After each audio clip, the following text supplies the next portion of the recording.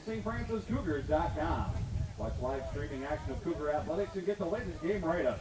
That's stFrancisCougars.com, where all fans go.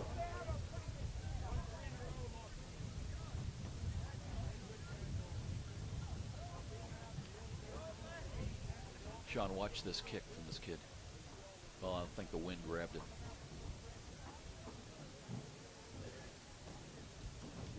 Be sure to visit our food vendors under the stadium. Big Eyed Fish is down there. By the way, with his name is Teixeira, Josh Teixeira. Like we also have Andy Ann's Yankee Pretzel hitter. back today.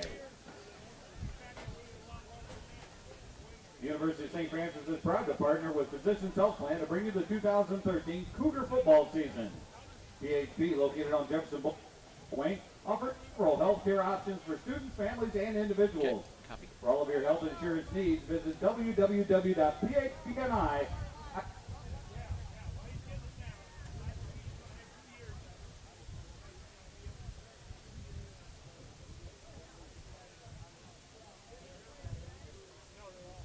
Shop located beneath the stadium on game day, up on the first floor of the Pope John Paul II building, just across the lake on the east side of USF's campus.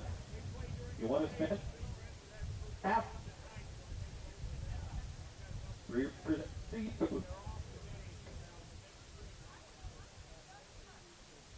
Cougars back home today, sitting atop the MSFA Mid-East standings with a share of first place. Question is, will they still be there at day's end?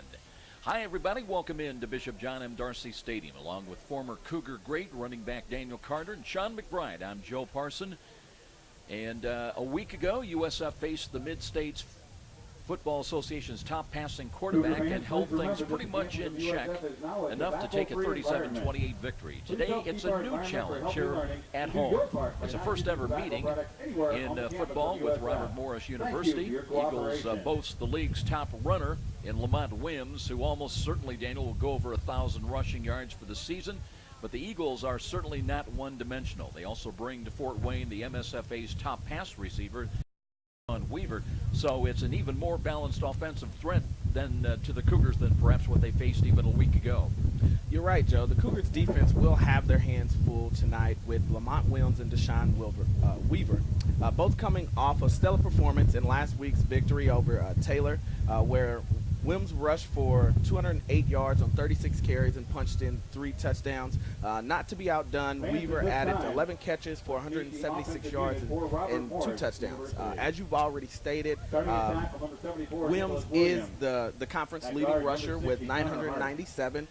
Weaver is the leading passing receiver with 740 yards and 60 receptions. Joe, we've said this all season long. The Cougars' defense will need to hit and wrap. If they don't, the Cougars could have their hands full tonight. No question about it. Let's check now the St. Francis Cougars last week in Joliet, and against their own namesake, University of St. Francis, Illinois. Cougars got the lead early. They battled back from a pair of ties, finally built a lead of as many as 20 points, and then used a late Emerson Eber field goal to beat the Saints 37-28. And a big part of the success story this year for USF Indiana has been players stepping up in the face of injuries. Last week, it was freshman running back Jason Nicodemus. He came in and pinch hit nicely for injured Garrett Harvey. Let us pray. Well, you know, Joe, I am from the era where I had the opportunity to start based off of injury. You know, you hate to see it happen to your teammates, but Nicodemus did a great job of taking advantage of his opportunities. You know, he comes off last week's performance with 24 carries, 128 net yards, and 1 touchdown, averaging a little over 5 yards. So I look for him to step up again today and continue the success that he's had thus far. Cougars Eagles here today in Fort Wayne, first in a pair of home games for USF. It's been a long while since we've been able to make that claim. And coming up, a visit with head coach Kevin Donnelly when we return with more of our pregame presentation. This is Cougar Football on Redeemer Radio, AM 1450. Please stay standing and direct your attention to the south we end did zone miss flag. the prayer here, so Robert will have to cue that up, part of probably the game open. And I'm going to pot us down, and out of the spot, we'll go into the interview. Say, can you see by the dawn's early light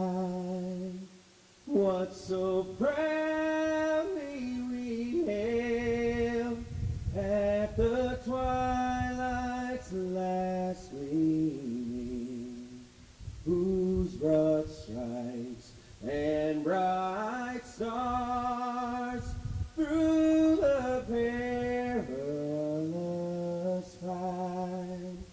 For the ramparts we watched were so gallantly Cougars back home today. Let's check in with head coach Kevin Donnelly. And Cougars right now sitting atop in a tie of the Middies League standings. And Coach, nice win last week at USF Illinois. We knew it was going to be guaranteed St. Francis win day. And fortunately, the Indiana version came through. A lot of impressive things, I thought. Third down situations, a lot of big plays in the clutch, big catches, had a lot of players involved. Emerson Eber, perfect on the day, 3 critical field goals. Has not missed an extra point all year. And how about the plays? Over 106, I think, plays on the day.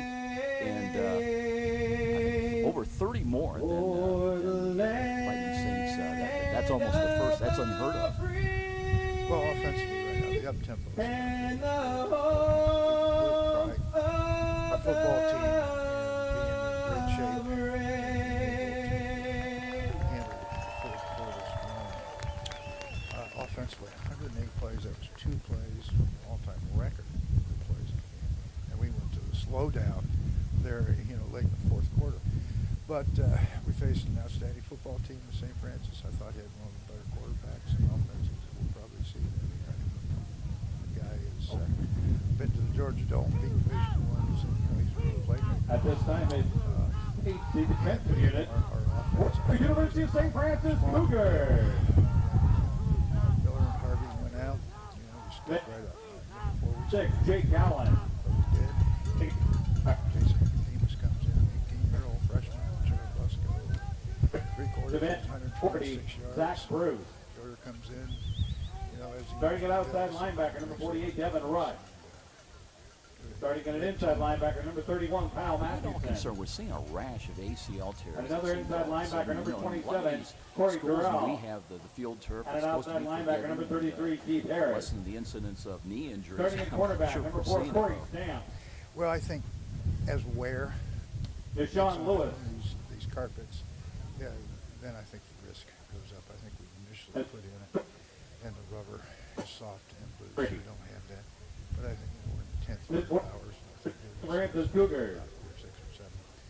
So I think you have some of those. So just one of the things in the game where it's tough when you see young man Antoine Campbell hard, great kids, work so hard, so important to them, and then lose them for the remainder of the season.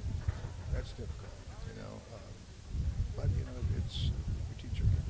This game was a tough game. It's for tough people. It's about overcoming adverse circumstance. And, you can never use adversity as an excuse. It's an opportunity to show the character you have and move ahead. A lot of life lessons for the young men. Let's talk about today's opponent. You're back home. That's the good news. Against an unranked opponent, but this is not a team without some serious threats, and especially maybe one of the more balanced teams we've seen all year. Wims, the leading rusher on the Mid-States Football Association. Also Deshaun Weaver, the leading pass receiver. Talk about the Eagles of Robert Morris in our first ever matchup. Well, you're right. They're an outstanding football team, and they have been ranked in the top 25 more than half the season. They've got losses to St. X. They've got losses to St. Francis. St. Francis came back in the field goal against them fourth quarter to win. They do have a great tailback, maybe the best we'll see. Obviously, the best we've seen so far. He's a great runner with a great vision, strong kid. And they have the ability with play-action pass, and got some receivers that can run, so it's going to be a real challenge for the defense. On the other side, they do a lot of things. They test the learning curve, with the abundance of coverages and things they do schematically to you. So, we've got to be focused, we've got to think, and we've got to follow rules and make plays. I'm tempted to ask you, do you load the box against Wims? But as we mentioned, they can throw the ball as well. Well, they can. You got to play downhill fast. You got to do things on the back end to adjust situationally. But that's a real challenge because they can beat you on the ground and in the Attention Cougar Club members. Head Coach if you're a Kevin Blue Nally Level with his member or take higher, on the you're welcome matchup to here visit the today Shield Family against the Pavilion. Robert Morris We're required to Eagles. show your pass As we're for just about admission. 6.5 minutes away from kickoff here today, Coach Donnelly in his 16th year, the only coach the football Cougars have had in their history, brings a team that's ranked number 4 in the nation in the Midwest NAIA, American 5-1 Federal Credit overall, Union, serving 2-0, sharing the top spot with Marion, undefeated in them the online. Mid-East League, and also undefeated here at home at 2-0. Robert Morris comes in at 5-3 on the season. They are 1-2 in the Mid-East League, so this is a Mid-East League matchup. Jared Williamson, their head coach in his 3rd year, and on the road, the Eagles are 1-3. We're back with more coming up. We'll have the meeting in midfield. Our referee today is Mark Gilpin. We'll have the coin toss. Sean McBride will join us, and we'll check in with him when we return to Darcy Stadium. This is Cougar Football and Redeemer Radio, AM 1450. Okay, Robert, let's run both those 30s. Dan will get ready for that live read. And then I'll try to leave you time for both the opening prayer and the game open. In a perfect world,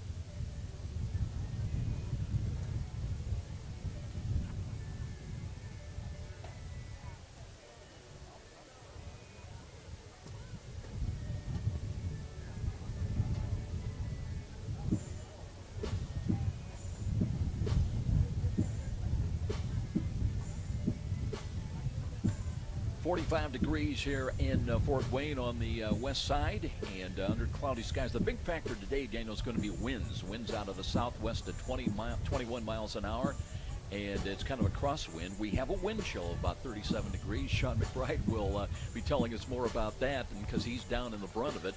But it's going to be a big factor here today, especially with the kicking game.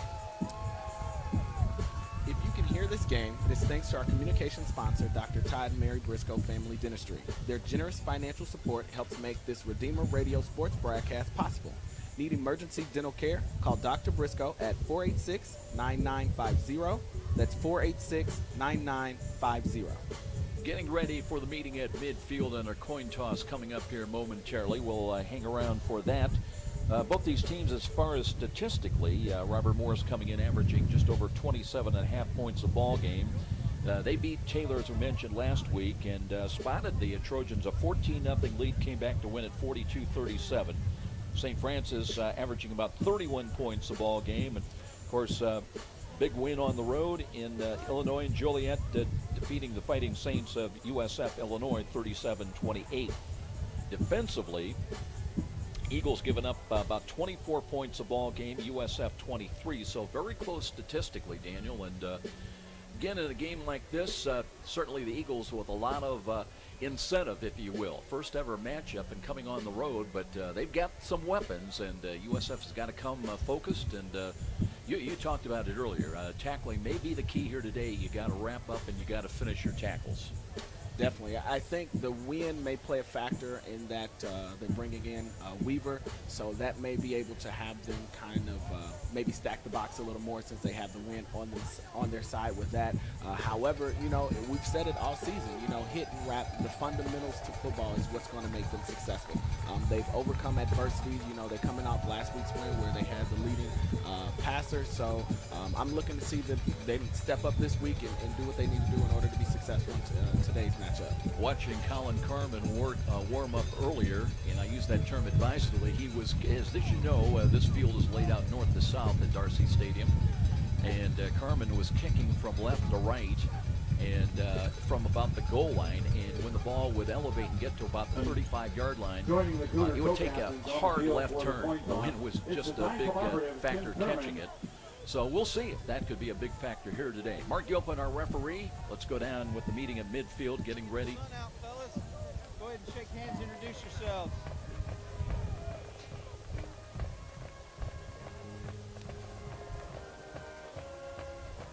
Gentlemen, my name's Mark. I'll be your referee for this afternoon. This is Scott. He'll be your umpire.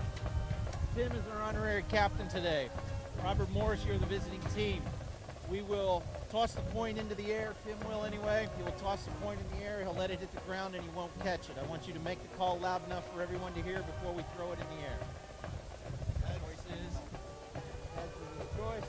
Tim, if you'll do the honors, go ahead and toss it out there. Beautiful. It is a heads. You have won the toss. You want to defer.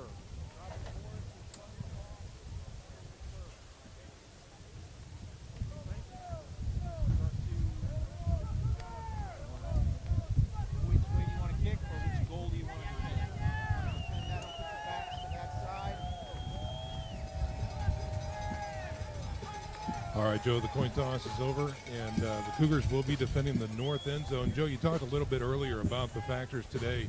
Wind is, of course, very prevalent. It's going to weigh heavily into the kicking game as well as the passing attack for both of these squads. Contacting Lake Station earlier, they had 4-foot swells with white caps at 6 feet. Thanks very much, Sean McBride. We'll be back. It's game time. Cougar Football on Redeemer Radio, AM 1450.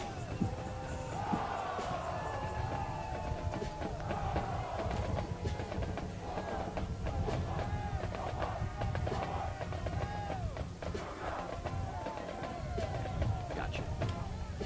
Yeah, we're getting ready.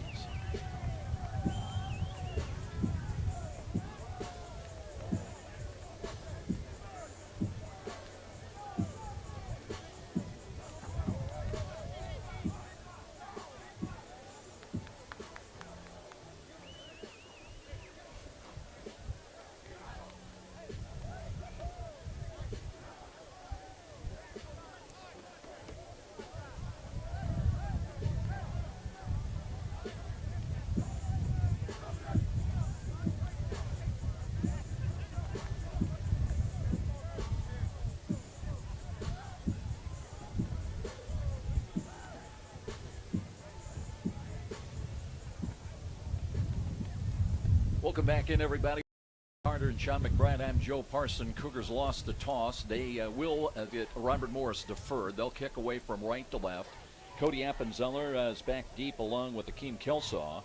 And the Cougars will have first opportunity trying to move the football. Looking at Appenzeller, 8 kickoff returns this year. He's at a long of 25 yards. And Akeem Kelsaw had a couple of kickoff returns last week, a long of 30.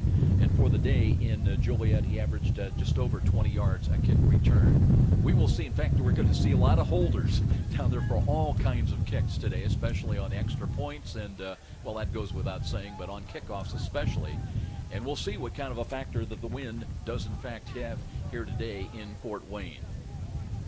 Looking at some of the other, there's a big matchup today in the West. St. Ambrose is at Grandview. Grandview, of course, undefeated, and in the Midwest League, both teams are 3-0. So, Number 21, big Cody matchup Appenzeller. there. Out west and here today as well. You got to come prepared, focused, and take care of your business. You cannot look ahead. So the Eagles getting ready to kick away, and we're just ready. Here's the kick, high end over end. Kelso backpedaling, and 4 yards deep into the end zone is going to take a knee. Good decision, as St. Francis will have first possession of the football, moving it from left to right as the sun breaks through a little bit here at Darcy Stadium. Hope we see a lot more of that on a cloudy, cool day. 45 degrees, as we mentioned, a kickoff. Winds out of the southwest, 21 miles an hour. Wind chill of about 37 degrees to begin. Riley Flynn will start in placement of Jesse Boley. Had some knee problems last week. He's expected to miss at least a couple of 2-3 games. And we'll see, is it going to be Josh Miller starting today or Dave Yoder? And we'll check that as here's the handoff and a run up the middle. And there's some running room for Nicodemus as he plows straight ahead and over people across the 35 to the 37-yard line. It is Dave Yoder who starts today at quarterback, a 6'3 senior. And a great job last week. He was 31 of 51 attempts, Daniel, through the air for 262 passing yards, a couple of touchdowns, and 1 interception. Hurry up offense once again. Blitz coming defensive right side. Yoder throwing downfield, nobody home. That time connection that time. Cam Smith kind of held up en route and might have been held up, but we do have a penalty flag, and we might be looking at our first penalty of the day. Cougars last week, as far as penalties in Joliet, had 3 for 13. Robert Morris is averaging about 54 yards a game in penalties. In their game, their win over Taylor had 11 for 97. Referee Mark Gilpin holding the call against St. Francis. 78. 10-yard That goes against Cam Edwards. So it'll be a walk-off back inside the 30 to the 28-yard line. It'll be first down, but first down and 20 for USF. Early moments of the ball game. Glad you could join us here in Fort Wayne. With Daniel Carter, I'm Joe Parson. We'll be checking in with Sean McBride throughout most of the day. And here's a call again, and Nicodemus tripped up. He crossed the 30, falls forward to about the 32-yard line. Jason Nicodemus, a true freshman, had 24 carries last week for 128 net yards on the ground and averaged just about 5.5 yards a carry. Did score a rushing touchdown and picks up about 4. It'll be second down and 16. Now they shift, empty backfield for Yoder. 2 wide to the left, 3 wide to the right. Short drop, looks left, throws, and here's a little slant. It's caught. They'll get the penalty yardage back, but that will be only out to about the 38-yard line. And now St. Francis looks at third down and still about 10. They've got to get out to their own 48-yard line. Nicodemus stays in as the running back. Hurry up offense again. With one running back in there. Now Yoder steps away. Play clock is at 23. Have time to check the defense. They will reposition Nicodemus flanked off to the right side of Yoder. He drops to throw again. Looking, throws over the middle, and that one is picked off, and it'll be at the 40-yard line. So an underthrow that time, and Yoder picked off. And Dante Johnson is credited with the interception. So it'll be Robert Morris in business as they have the first turnover of the ball game 41-yard line. at the USF 48. There was a little confusion there, Joe.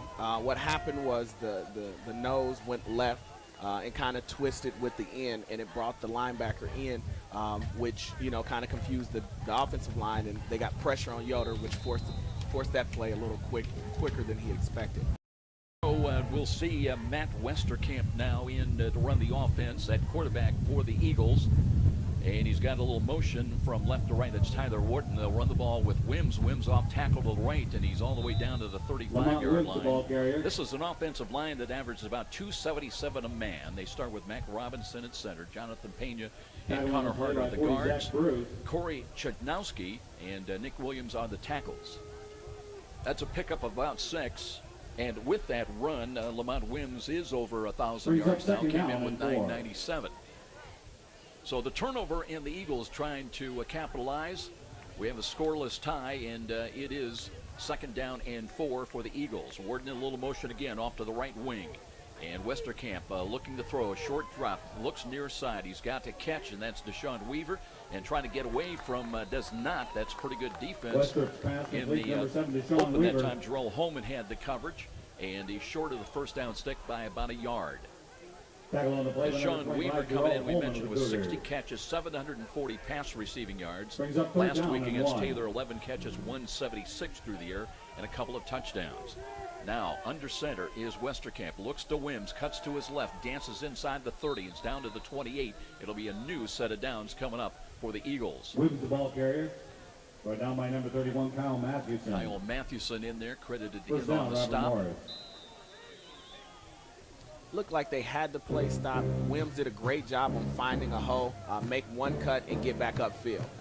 And that's one thing you got to do on those third and shorts is, make sure you're getting that positive gain, and he did just that. Jalen Smith into the game. He's sent wide to the right side. Deshaun Weaver up in the slot to the right. Wims remains as the one back, the running back. Warden now repositions, motion, drop ball. Westerkamp's got to scramble and run, and tripped up, and a good ankle tackle that time by USF as let's see who came up there and made that stop. I think it was Keith Lewis knifing through there. Number 33, Keith Harris. No, it's Keith Harris. Keith Harris has done a pretty good job the last couple of years at that outside linebacker. It's a new position for him because he's now walked up. However, I like the way he plays. He plays with a lot of heart and a lot of hustle. So seeing him do that is a usual thing that he does on a daily basis. Jim Reddick comes in. He's the lone wide out to the right. That's the wide side of the field. Now they motion from left to right to Deshaun Weaver. Play action fake. Westerkamp screens the ball. Got a lot of running room. Back for Tyler Warden. He's all the way inside the Cougar 20. He'll have a first down as he reaches around the 17-yard line of St. Francis. Well, they used Deshaun Weaver as kind of a decoy, put him in motion from left to right to the wide side, then string back to the left. And Warden had blockers in front and nobody there in silver and black. By 33, Keith Harris. Number 34, Eric Definitely Humphrey, confused the Cougars. defense on that one. Holman did a good job on getting back over there, however, to at least force the play back inside to find some more tacklers to help, slow that play down a little bit. Clock moves inside 11 minutes. Robert Morris on the move. They have an interception and now trying to take advantage, and they'll hand the ball to Wims. Wims looking to the left side, tripped up, reached, fell forward to the 15. Kyle Mathewson in on the tackle once again. Ball carrier, brought down by 31, Kyle Mathewson. And Keith Harris was also there and knifing through there to get a hand on him. Nose of the football just inside the 15, just outside the 14-yard line. That'll be a gain of about 3. Let's call it 2nd down and 7. Eagles huddling up. A lot of teams now up-tempo and no huddle. But so far, they're playing it straight. And Tyler Warden up on the wing again to the right side. Deshaun Weaver, now they motion him out to the right once again. Corey Stamps will have the coverage. Short drop. And looking, Westerkamp throws it in the seam, and he's got a catch inside the 10 to the 9. That time, Cougars back in zone. And a lot of room there. Sean Zingsheim, I believe, on the receiving end. And it will be first. They're short of the first down by about 1.5 yards. So call it 3rd down coming up with the ball at the 9-yard line. They need about 1 yard. Westerkamp under center. And looks to take the snap. And looking to hand to Wims. Wims cuts to his right, carrying tacklers and dives for the end zone and in for a touchdown. So it'll be a 9-yard touchdown run at the 9:37 mark, and the interception by Dave Yoder pays off, and it culminates in a 9-yard touchdown run by Lamont Wims, and 6-0 Robert Morris of the early going here at Dorsey Stadium. We talked about it in pregame. They had a lot of people who had hands on him. They just didn't, get him down that particular play. So looking to see. Teixeira with the extra point. He's 24-5 coming in, and he nails this extra point. So 7-0 Eagles. They've got the early lead here in Fort Wayne, trying to upset the 4th-ranked Cougars. We'll be back. And this is Cougar Football on Redeemer Radio, AM 1450. The Crossroads League title last Saturday. Coach Ellison's squad made a remarkable turnaround from last season, and their league title is one that we should all be proud of. Daniel, we have an H&L Electric both our coming men's up. and women's soccer teams today. They can be right here at Darcy Stadium in the Crossroads League tournament matches. Yep, okay.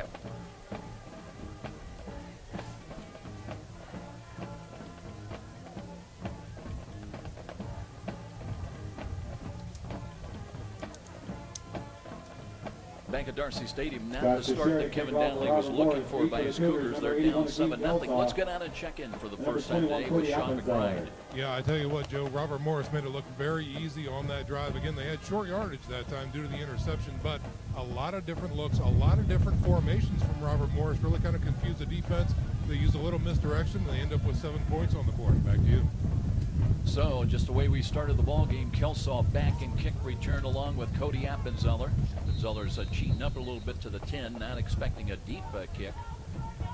Although they did reach the end zone on the game opening kickoff. 37 remaining here in this opening quarter. 7-0 Robert Morris. First ever meeting in football between these two schools. Eagles ready to kick it away, and again, high end over end. Wind catches that a little bit. Kelsaw runs up to it, has it at the 6, works to the 10, middle of the field, 15-20. Finds a little bit of a hole, brings it across the 25 to the 26, maybe to the 27-yard line. So once again, Cougars go to work offensively, but now they're down 7-0 here at home to visiting Robert Morris. Redeemers Radio Sports thanks H&L Electric for being our travel sponsor for today's game. For all your electrical contracting needs, call H&L Electric 60-402-3541. Well, we'll see how the Cougars respond now. Down here at home, 7-0 blitz coming up the corners. The safety blitz was coming up, but now they back off. Play clock still at 14. Yoder checks the wristbands. Got Nicodemus lined up behind him and looks to hand the ball off. Nicodemus, little hole, off tackle to the left side, brought it across the 30-yard line out to about the 31. So Jason Nicodemus coming in with 172 rushing yards on the year, 36 carries. And he has become, and because of Garrett Harvey going down, before that Antoine Campbell, he will be the main running threat for quite a while. Here's a little misdirection handoff, and they did give it to the left, and that time maybe they should have given it to Kelsaw on a reverse coming around from left to right. As a counter run did not get anything and lost, in fact, back to the 30-yard line. Nicodemus taking the ball, running from right to left, and that'll bring up third down and 7. St. Francis trying to get out to their own 37-yard line. Got to be careful here. 2 safeties back for the Eagles. And out of the pistol is Yoder. Short drop, looking to throw again.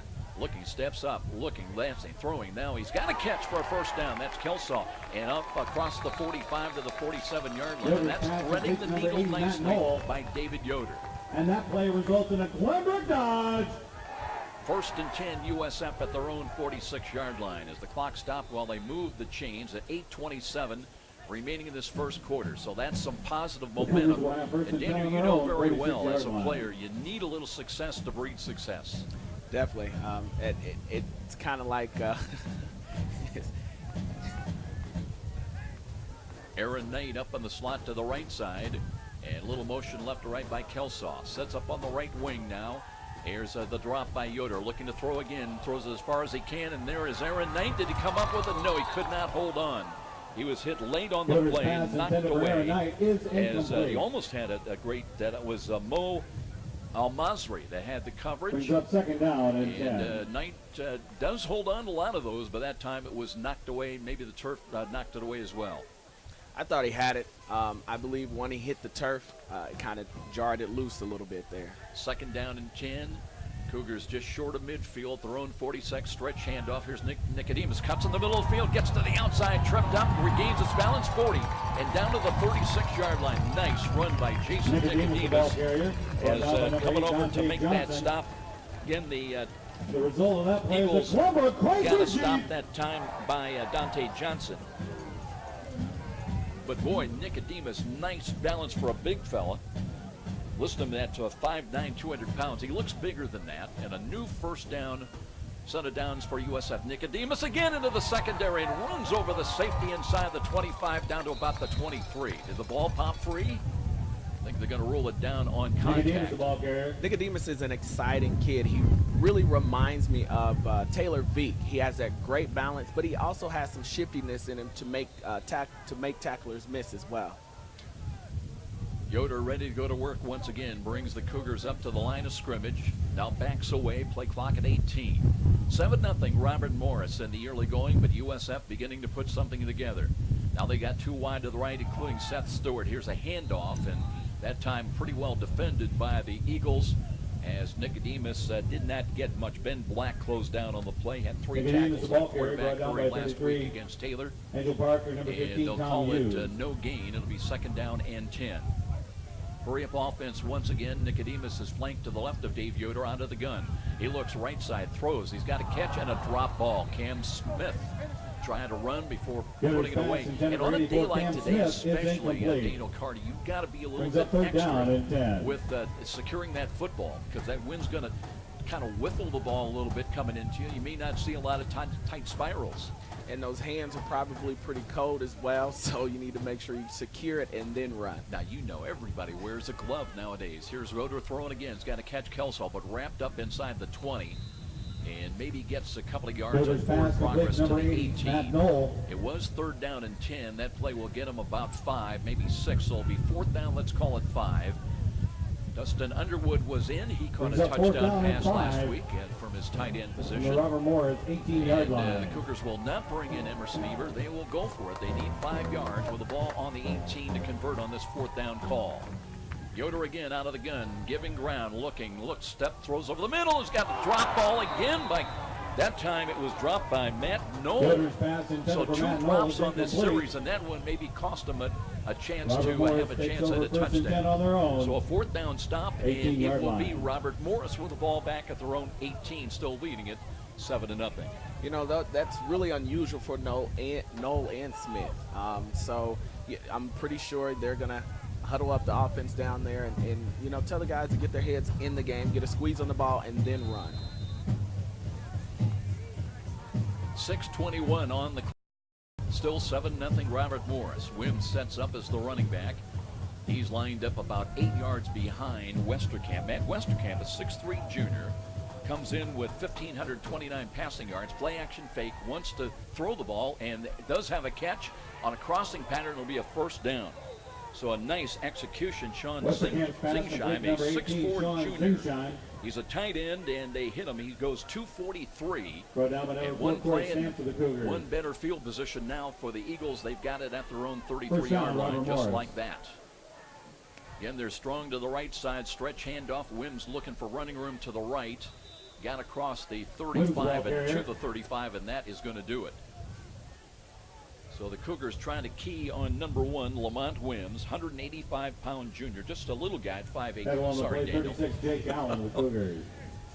And he gains 3 here on that last carry. Well, if he's little, Joe, I don't know what I was when I was playing. The Smurfs. 5:38 remaining. A fast-moving first quarter here in Fort Wayne, and so far it has been St. Francis a little bit forwarded today. They trail it 7-0. 3 wide to the left, motion out of that Warden back to the right side. And here's Westerkamp out of the pistol, looking to his left, steps up on the pocket, wants to run, and caught from behind, dropped at the 39. That'll be a net gain of about 2, maybe 3 yards, bringing up the 3rd down call for the Eagles. Down by number 33, Keith I Harris. believe that tackle was by Harris. He's been all over the field here in the last few possessions. So look to see him have a great game. He's already started off pretty well here in the first quarter, so hopefully that continues and has a ripple effect on the rest of the defense here. Keith Harris last week in Illinois, 3 tackles, 1 for loss. Comes in with 35 tackles for the year to start the ball game. 3rd down and 3, let's call it. Again, Robert Morris trying to reach their own 42-yard line. They lead St. Francis 7-0. Westerkamp, short drop, looking, throws to the right, and eating that drop ball. That ball, I don't know if the wind caught it, but a little bit underthrown and hit the turf. So it'll be 4th down, and now they'll bring on, well, I believe it'll be Teixeira. They've got a couple of punters. Jason Olson has punted the ball 12 times and averaging about 39 yards a kick, but it is Teixeira. He's got 31 points this year, has a long of 64, and is averaging 42 yards a punt. Aaron Knight in punt return, waits inside the Cougar 15, back close to the 10. Knight with 1 punt return last week for 7 yards. Here's a high, wobbly ball that is angling to the right and kicks out of bounds. And it'll be St. Francis with the ball at their own 25-yard line. So Dave Yoder and company get the ball back and still trailing it with 4:29 remaining in the first quarter. 7-0, and time to go to work once again. The run game, I think, has been pretty successful up until this point. I think one thing that we need to, or the Cougars needs to do, is really work on that passing game. The receivers need to help Yoder squeeze on the ball, and then as soon as we get that in, I think we'll be able to, start making some moves on the ground here. And 2 words for you: ball security. We've not seen a lot of that at times, especially by the receivers, and it's cost them. And potentially a touchdown in the making the last possession. Nicodemus trying to go to his left, not much there. Nicodemus, the ball carrier. He'll get only back to the line of scrimmage at the 25, and now got a Cougar down. And on the play by number 38, Doug Socklevel. We'll have a injury timeout right now. We'll check the number, and I think that is Keegan Morris. Cougars lost Jesse Boley last week on an injury, and now Keegan Morris is on his back. So 4:20 remaining in the opening quarter. 7-0 Robert Morris. We'll be back here to Darcy Stadium. This is Cougar Football on Redeemer Radio, AM 1450.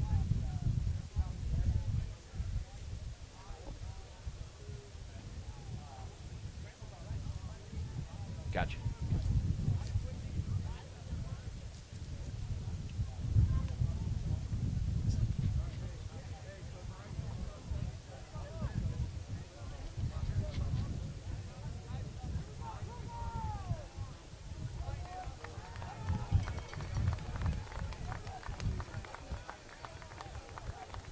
Morris trying to walk it off, limping noticeably though, and a big guy, 260-pound junior at 6'2". But I tell you what, the injuries that we mentioned, Boley going down last week, Morris, it'll be questionable whether he can come back today. And really starting to mount up. You've got this next man up philosophy, Daniel, but it's being tested. Joe, I've watched football a lot more over the last couple of years since I've been done, and it's been a ripple effect not only from us but also into the NFL. You know, a lot of people are going down. Second down and 10. Dustin Underwood now comes in to fill that spot on the line. Here's a throw to, and Kelsaw holds on, turns upfield, got it across the 30, brings it up short of the first down stick, got it up to about the 34-yard line, and USF will have a third down and 1 situation coming up. That is one area they excelled in last week on third down conversions against the Fighting Saints. They were 15 of 24 for 63% conversion rate. There was movement on the right side, but they had time to reset. They were not set down now, and Yoder has time to check off. Play clock is at 11. 3:38 remaining in this first quarter. The give is to Nicodemus. Cuts to his right, needs a yard. Did he get there? Battling, and the push forward, I think, gets them up to about the 36. And enough yardage, they do move the chains. And Nicodemus did that on his own. That one on the play by 32. You know, it's Breast Cancer Month, and everybody's out here in pink today. I think that's the theme for the game. So you see the cheerleaders out here, the dancers, and the players. Too wide to the left now.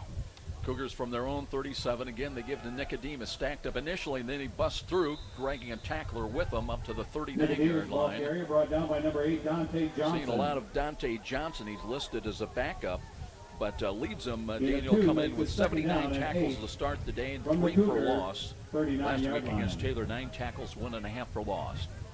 Gain of 2, second down and 8. Yoder from the right side hash mark gives the Nicodemus angled run to the left, trying to break it to the outside, and gets it to the 45-yard line. Now a late penalty flag, and we'll see if that's going to be, well, which way it will go against. You know, back on Johnson, he's actually the second leading tackler in the conference, so I'm looking to probably hear his name a lot today. Cougars backing up. Let's go down and check in with Sean. You know, we're talking a lot about Jason Nicodemus, a stud out of Cherubusco. He's listed, Joe, as you said, on the roster, 5'9", 200 pounds. Let me tell you this. I can guarantee you he's not that tall and he's not that light. This kid is probably about 5'7", 5'8", and 220 easy. He packed on easily 20 pounds of pure muscle so far, and it's showing up on the field. Well, Coach D said he kind of reminded him of a guy that played so well for us a few years back by the name of Taylor Beek. Kind of that bowling ball physique. And he's a hard-nosed runner. He's a good kid. So the penalty. Holding. Offense. It's 21. and now they back it up even further. The holding call against St. Francis moves it back to the 35-yard line. So it does remain second down, but second down and 12. Kelsaw moves up in the slot to the left side. That's the short side of the field, too wide to the right. And Yoder, the blitz is coming up the middle, now backs away, has time to check off and see exactly what they want to call. Just fork deep in the secondary now for the Eagles. Yoder with the play clock at 7, has the snap, looks near side. The ball sailed on him. Cam Smith comes up with a catch. That's going to be a gain just across the 40-yard line. And third down call coming up for St. Francis.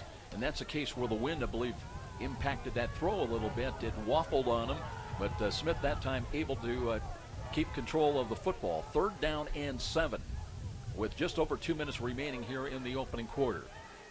One thing their defense is doing is they're able to disguise their blitzes and their coverage, so they're doing a lot of movement out there. Eagles with 3 down linemen. Yoder again wanting to throw. Loads up, throws near side and wide and incomplete. That one was too high.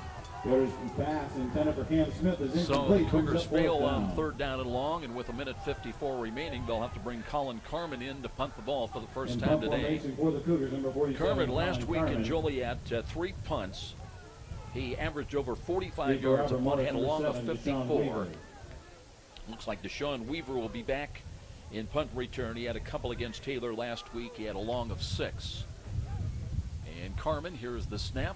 Got time, and it's a low line drive kick. That was kind of off the foot and hits inside the 35. Will go out of bounds right between the 34 and the 35-yard line of the Robert Morris University Eagles. So Eagles with the ball back, 1:45 remaining, and the Cougars still trying to get on track. They trail it here at home at 7-0.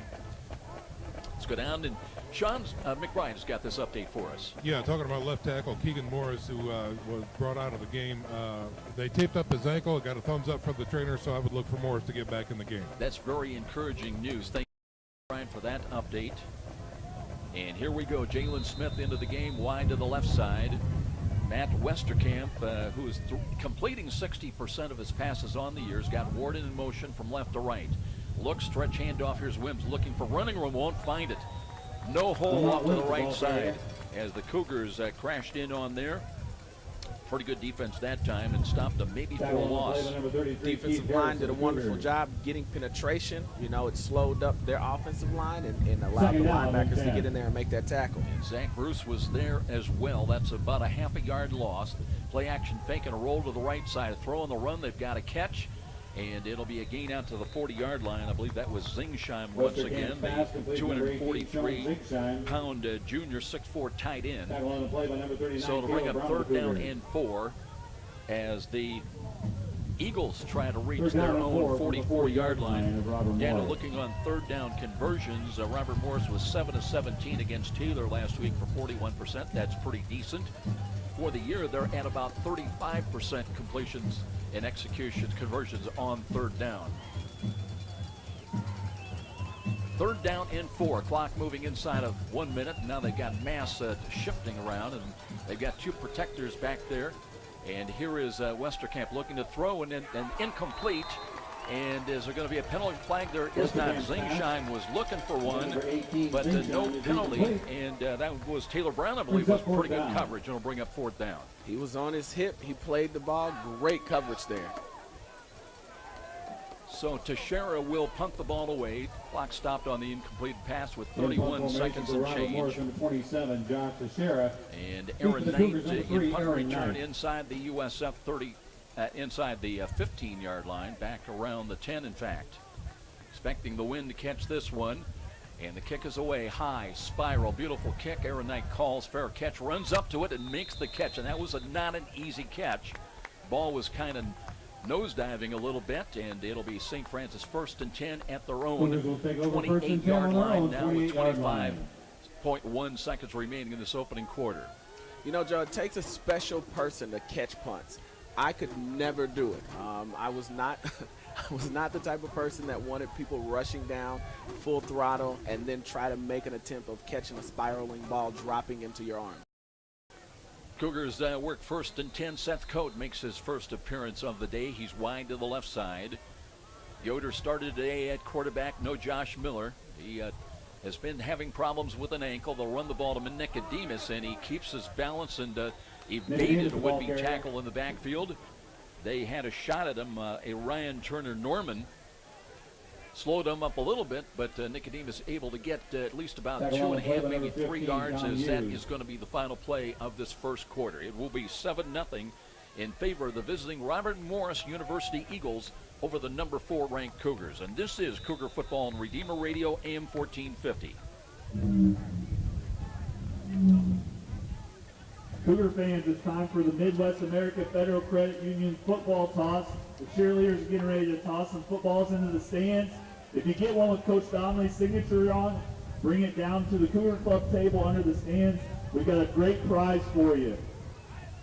Midwest America Federal Credit Union football toss, one of our great sponsors.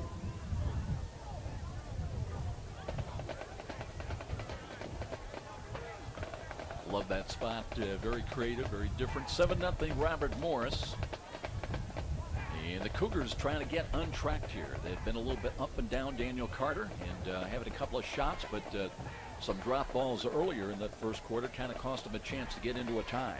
You're right. A lot of unusual play from some guys that we normally go to make big plays. So, you know, it's all about getting comfortable. It's probably one of the coldest games, you know, being back home, being used to being, you know, no longer in under the lights. So making that adjustment is always key. But I'm a little jealous myself. We didn't get the opportunity to really wear the pink. It had just started coming around when I was leaving, so I'm a little jealous of the pink and the black jerseys and them playing under the lights and all that good stuff. Yes, memories. Cougars with 2nd down, and by the way, 2nd down at 7. I think they showed 3 on the. Here's Nicodemus and curls up the middle across the 35. Brings it up to about the 38-yard line. So now a 3rd down call coming up. And St. Francis, that's one thing they And really the result of excelled that play on is at last one week. yard. Ran 108 plays, if you can imagine that. That was just 2 off the record. And had about, I think, 33, more than 30 more plays than the Fighting Saints ran on the day. Third down, no, they do rule it a first down now. So it'll be from the 39-yard line, 1st and 10. 3 wide to the right, that's the short side of the field. And Yoder taking the snap again, wants to throw, looking, dances, throws over the middle. Bobbled ball and caught on the carom. And that one is caught and up at the 45-yard line. And tell you what, pretty good concentration that time. And let's see, that was Espinoza, I believe. Little Steve Espinoza, redshirt freshman at 5'6". Bobbled the ball initially, but it came right down in his hands as he was falling down, and that's a gain of 6. Great concentration. Gotta have, you're right. And here's Nicodemus, lowers the shoulder, bowls his way across the 45 to the 46-yard line, but that will bring up another 3rd down call coming. And St. Francis at the 46, trying to reach their own 49 to get another new set of downs to work with. 3rd down and 3. Early moments of the second quarter, 7-0 Robert Morris. And here's a roll to the right by Yoder, and throws the ball. He's got a catch, and that's Kelsoff diving down inside the 40-yard line. Went airborne, and will get another yard to the 39. So on the move now, the Cougars with a little bit of the wind. It's a crosswind today out of the, well, really the southwest at about 20 miles an hour. But if you're going to get any kind of a boost, it'll be when you're moving from right to left, and especially throws that go towards Mirror Lake. That's towards the east side of the field. 13:22 remaining in the first half. Yoder checks that Eagles defense again out of the pistol alignment. Nicodemus is lined up behind him. Blitz coming defensive left side. That's picked up nicely. And a throw over the middle. And that ball's picked off. It hung up on the air. And a return by Robert Morris across their 30 to the 35. And they've got it out. And here's a run to the right side. And finally hit from behind. They've got it up to their own 48-yard line. So it'll be very good field position for the Eagles. Their second pick of the day. That one by Paul Eminger. That is going to be his 3rd interception of the year. And once again, the Cougars come away empty, and Robert Morris with great field position just short of midfield. Well, I was going to give kudos to Nicodemus for, a nice chop block. They had that blitzing safety come in, and he knocked him down. But then, after that play, I think what happened is the wind took a hold of that ball. It kind of left it up there a little bit and gave the safety recover and get under it and take it the other way. So the Eagles with a great opportunity to increase their 7-0 lead. They've got motion left to right behind the line of scrimmage. Westerkamp looks and gives to Wims. Wims dances to midfield into Cougar territory by about a yard or 2. Wims the ball carrier. They'll roll him down at the 49. One time they used a little misdirection on that just before the handoff. That'll be a gain of 3. They credit that tackle to Donaco. He's on the opposite end of what actually the direction the play went towards. So great hustle and great way to get down the line in order to make that tackle to him.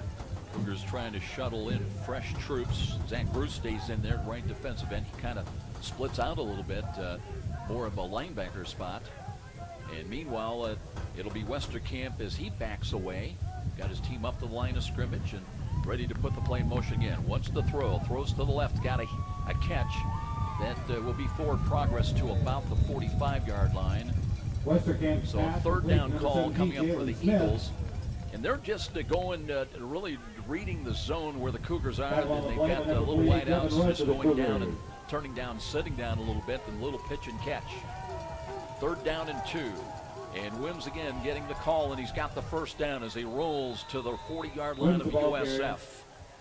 They'll move the chains with 11:43 remaining until intermission. On the play by 39, Caleb Brown. You said something. They're going where the Cougars aren't, and that's one phenomenon that Coach Donnelly used to use all the time when he was offensive coordinator. Go where they aren't, not where they are. So the Cougars are going to have to take the time and really refocus and check out that game plan in order to make the adjustments to be successful for today's game. 1st and 10 for the Eagles on the march once again.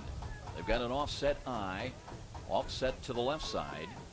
Wims is the tailback, and it looks like they might have Terrence Baker in there as the fullback, offset to the left. And here's the deep stretch handoff. Again, Wims looking for running room. Angles to his left, carries inside the 5. Wims on the carry. And they're going to say the knee hit right at the Tackle on 35, the play so by he'll number gain 99, about Matt 5. Carton.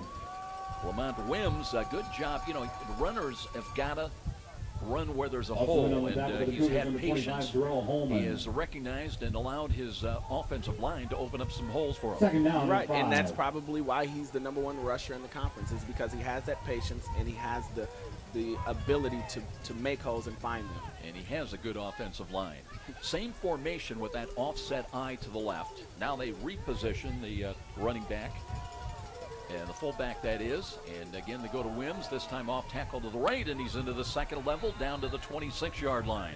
Wims the ball carrier. Wims quick hitting Tackle play. on the Kyle play by number Matthewson 31, came Kyle up Matthewson of and the he kind of Cougars. flexes a leg, getting up Play from the results bottom of in the Robert pile. Morris, And here come first the down. Eagles on the move once again. You know, Wims isn't a very big kid, but they allow him to run up in the holes, and, you know, he's able to make big plays. Westerkamp play action fake, rolls to his right, looking for Weaver. Throws short, completes. Zingsheim's got it inside the 15 and all the way down close to the Willedies. Step out of bounds right about the 15, maybe the 14-yard line. They have been using Deshaun With that Weaver bounce, more as a 39, decoy Caleb Brown so of the far in this Cougars. first half, and going in the under areas to Sean down Robert Zingsheim Morris. in particular. But it's 1st and 10 from the 14-yard line, and the Eagles leading at 7-0, trying to increase that lead. Last week they spotted Taylor a 14-0 lead. Now here's Wims getting a late handoff off a misdirection and brings it down inside the 10 to the 9. And that'll be a gain of 5 Wims the ball yards. carrier. Cougars Brought down definitely by number on their 99, back Matt feet Carton. here and trying to rally and hold them at least to a field goal attempt. Second down and 5. Second down and 5 from the 9. They can obviously pick up a first down just inside the 5 without scoring. And Westerkamp to Wims again, off tackle to the right, looking, picks his way, trying to fight his way to the 6. And that's where his forward progress is stopped. Wims the ball carrier. I think brought what would down be number the 48, issue Devin with the Rush, Cougars number defense 39, is they're Caleb not Brown of used the to Cougars. seeing a balanced attack. You know, Brings they're up third down and either a 2. running team or they're a passing team, and it gives you that opportunity to key in and eliminate that and make them, you know, the opposite. But since they have a balanced attack here today, I'm interested to see how the coaches make the adjustment in order to capitalize on some of the things that they don't necessarily do well or right. Mike Brevard in on the tackle. The gain was down to the 7-yard line. It'll be 3rd down and 2. And here we go. Here's Westerkamp again, ready to take the snap. Play action fake, rolls to his right side, looking for Weaver. In the backside, he's got a catch in the end zone and a touchdown. I believe that was Zingsheim. We'll wait and see who came up with it. It'll be a touchdown toss at the Westerkamp's 8:38 mark. pass. Complete to number 9, Tyler Warden for a Robert That's Morris Warden. touchdown. Tyler Warden got the catch. So a 7-yard touchdown. And on the board, Robert Morris On again to attempt lead the at extra point for Robert 13-0 Morris, number 27, at Josh the Teixeira. 8:38 mark. Well, we said the defense were going to have their hands full today, so it's a long game, and it's all about making those adjustments and being able to ride that roller coaster of emotions here today. Teixeira with the extra point attempt, and that's booming up and over everything. That's over the Bruce Dye Football Training Center, but it'll be 14-0. Robert Morris The extra point is with good, still making the score, Robert 8.5 Morris, minutes 14, time remaining in the University of St. Francis first half. Cougars, And the nothing. Cougars with their backs to the wall when we return. This is Cougar Cougar fans Football with Review wireless Radio zone is AM USF 1450. official Verizon cell phone provider. Be sure to stop in. Then you'll have game on the honorary internet captain of the coming USF up. football team for the November 2nd game against Concordia. You can visit them at 9924 Illinois Road next to Max Fitness for all of your Yes, sir. wireless needs.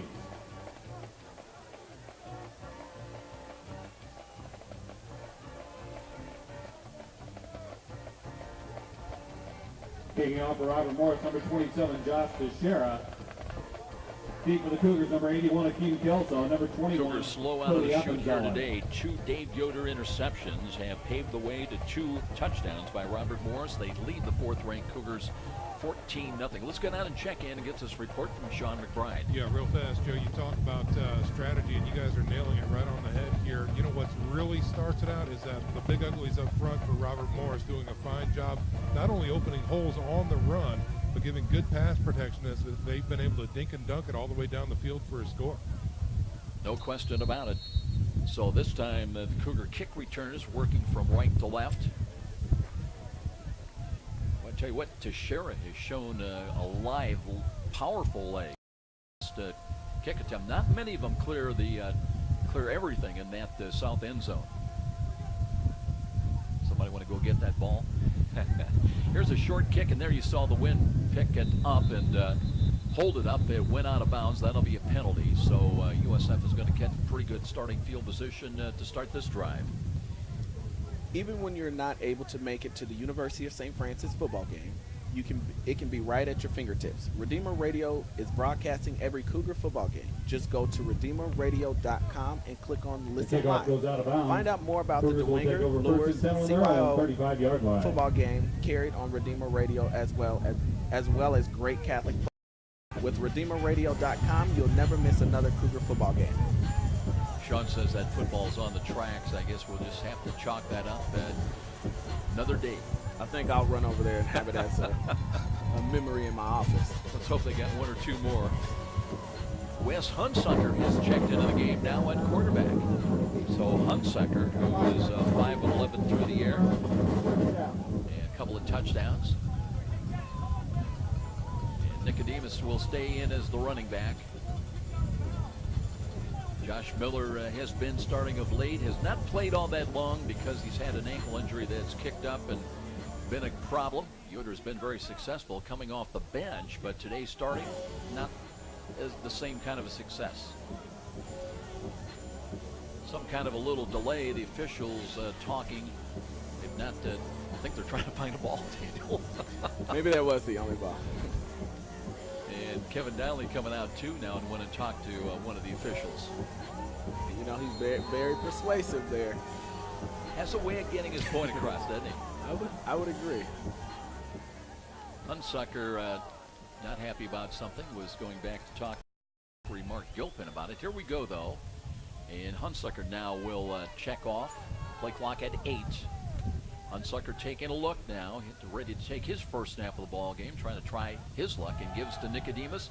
Angles across the 35 to about the 36. That'll be a gain of 1. Again, the blitz was coming from the defensive right side, and the play call was exactly to the left, so they were running right into that blitz. Brings up second down and 8.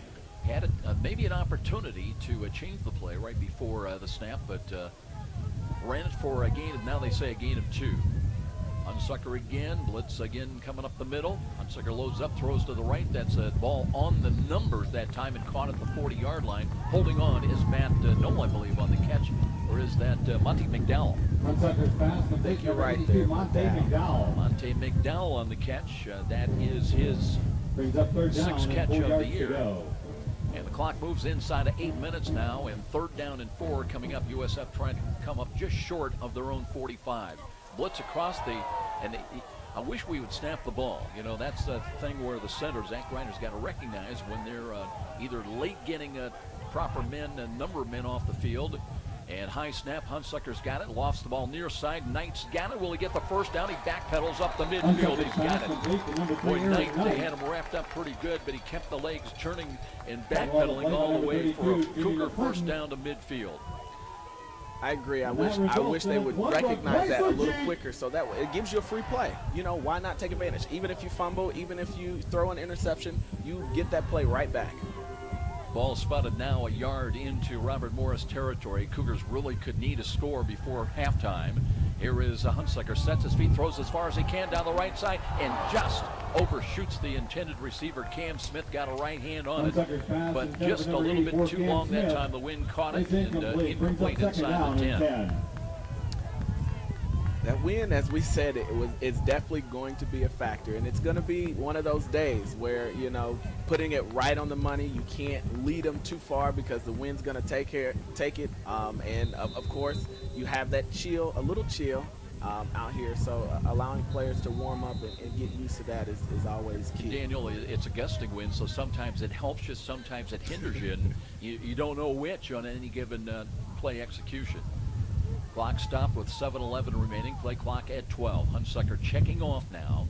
Changes the play at the line of scrimmage now. 2 wide to the right side. He's got the snap. Short drop on the draw. Hands it off, and that was well defended. There will be a gain of only a yard. So they stayed. Ryan Turner Norman was in there on the stop on Nicodemus. And 3rd down and 10 now as St. Francis tries to reach the 39 of Robert Morris. You know, that draw used to be a bread and butter play. It used to be really go-to. A couple years ago, I used to love it. I remember that. But Ryan Norman did a great job there. Here is Hunsaker again, giving ground. Time of the pocket, throws over the middle, and there's a wide ball and dropped. Again, just off the fingertips of Matt Knoll, but on a cold day could hold on. And the Cougars will try to play field position now with 6:38 remaining, but their drive is stopped, and they'll have to kick the ball all the way down 14-0 here at home. There has to be a little confusion with the entire offense. You know, you've had 3 quarterbacks over the last couple of years get an opportunity. You know, that changes the cadence, that changes the rhythm of the game. So that's a lot of adjustment that you have to do within a game. Carmen kicking the ball, got all of it. High wobbly ball. Deshaun Weaver lets it go over his head and takes a high bounce into the end zone. Cougars try to save it. Let's see how they're going to rule it. They're going to rule it a touchback. They do. It'll come out, and it'll be 1st and 10.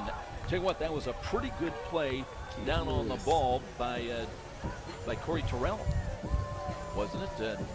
Tried to jump into the end zone without putting his feet in there, and tried to just lob it back to a teammate at the 1-yard line, but they rule it a touchback. It'll be 1st and 10 for the Eagles at their own 20-yard line.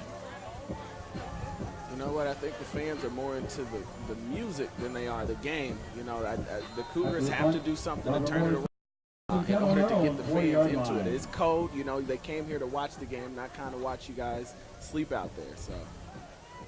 So here's Westerkamp ready to go to work again at quarterback.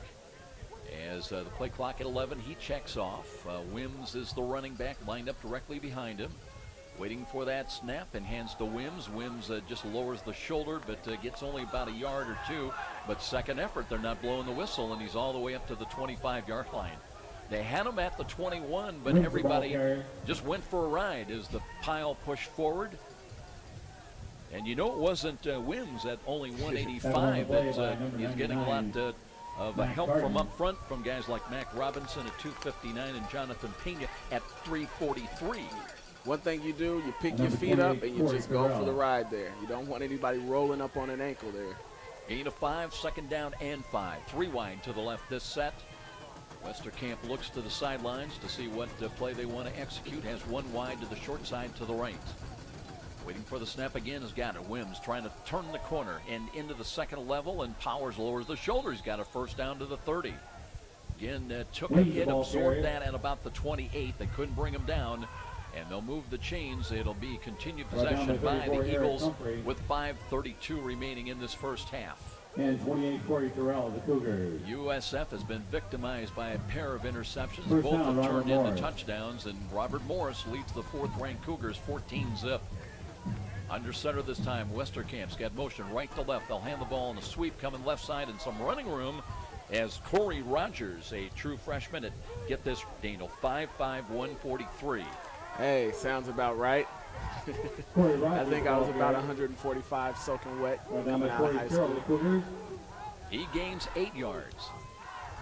2nd down So and 2. 2nd down and short for the Eagles. They go back to Wims, looking and plows straight ahead. He's very close to the 1st down stick. Wims They the may ball say the carrier. knee hit back Stop at by the number 40. 31, Kyle Matthewson. And that would leave him just a little bit short, 3rd down and short. But you know, one thing I've noticed about Wims, he knows where the sticks are. And here's a quick hitting play, and they've got it. And that time they caught the Cougars. With the, they just hurried up to the line of scrimmage, played fast, and St. Francis still making some personnel changes. And that'll be an easy conversion with the ball now up at the 45-yard line. Now, Robert Morris has been impressive. Daniel, they have come to play, and they've executed their game plan perfectly. Westerkamp now under center once again. Clock at 4:19, time remaining. Stretch handoff, Wims curls up. He's got some running room to midfield and a yard deep now into St. Francis territory.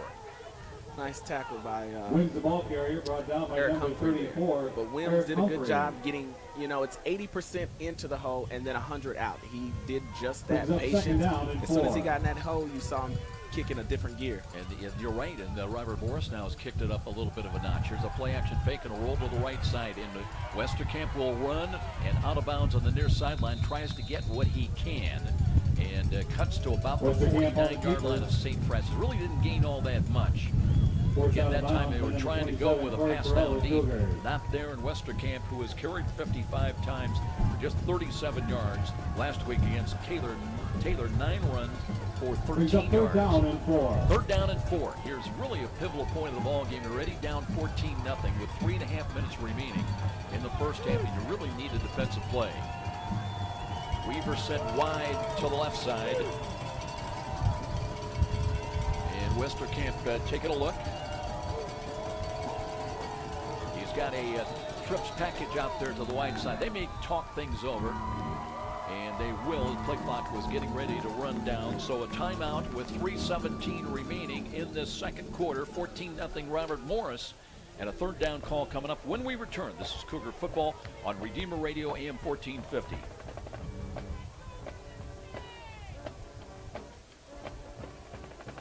Did you do that Timeout, Robert game on Morris. the internet? You did, Yep. didn't you? Okay. That's what I thought you did. So we got 3 more 30s till halftime. Attention Cougar Club members, if you're a blue level member or higher, you're welcome to visit the Shield Family Pavilion. You will be required to show your pass for admittance. Sorry, Sean. Let me know if you need relief. You want me to turn the heat up a little bit, Daniel? Well, the Eagles burn a timeout, and let's check the timeout situation. They've got 2 remaining. St. Francis, all 3 of their full complement remaining. But one of the keys, and Sean McBride, you might want to chip in, it seems like they've just kept St. Francis a little bit off stride and off balance today so far in this first half. Well, again, with their formations, they're really changing things up quite a bit. So a lot of different looks for that defense to really comprehend. And again, it starts with the big uglies up front. Those front 5 always getting a nice push, doing some offensive stunt work up front. And this is a key down to keep this drive alive. 3 wide to the left. Crowd coming alive here at Darcy Stadium. Westerkamp out of the pistol. And with Wims lined up directly behind him. They need about 4. 3:17 on the clock. Stop before the timeout. Play clock is down to 6. Down to 5. Westerkamp, a little confusion now with his running back. And will he get the play off? And they do apparently. And here's the rush on. And he had to throw on the ground and nobody was there except the lineman. Let's see how they're going to rule this. Referee is Mark Gilpin. No penalty flag thrown. There was just a lineman there. Number 31, Kyle Matthews. I'm not sure he got out of the tackle box. He was dropping deep, but officials now going to talk about it. Line judge is over there with Gilpin. They're just going to call it an incomplete pass, I believe, and bring up 4th down. Throws an incomplete pass. Brings up 4th down. So Teixeira into punt. Cougar suspicious. They've got all 11 men. Nobody back deep presently. Josh Teixeira. Now they're going to drop one back in punt return. It'll be Drill Holman. For the Cougars, number 25, Drill Holman. So Teixeira, and Cougars a little suspicious with 10 men up. And now I believe Robert Morris is going to think about things with 3:11 remaining. They call another timeout. We'll step out as well. 14-0 Eagles here over the 4th-ranked Cougars, and this is Cougar Football on Redeemer Radio AM 1450.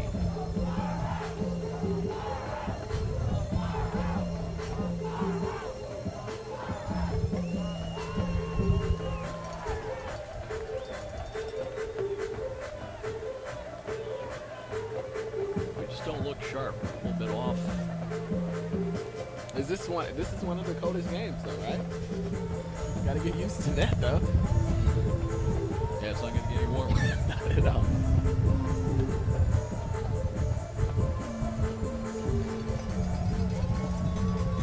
Well, back at Darcy Stadium, Coach Jared Williamson, in his 3rd year as head man of the Eagles, might be thinking again. He does still have the kicker out there. That's Josh Teixeira. And ostensibly to punt, waits inside the 40-yard line of the Eagles. Now they bring Aaron Knight back in there to punt return at the Cougar 10.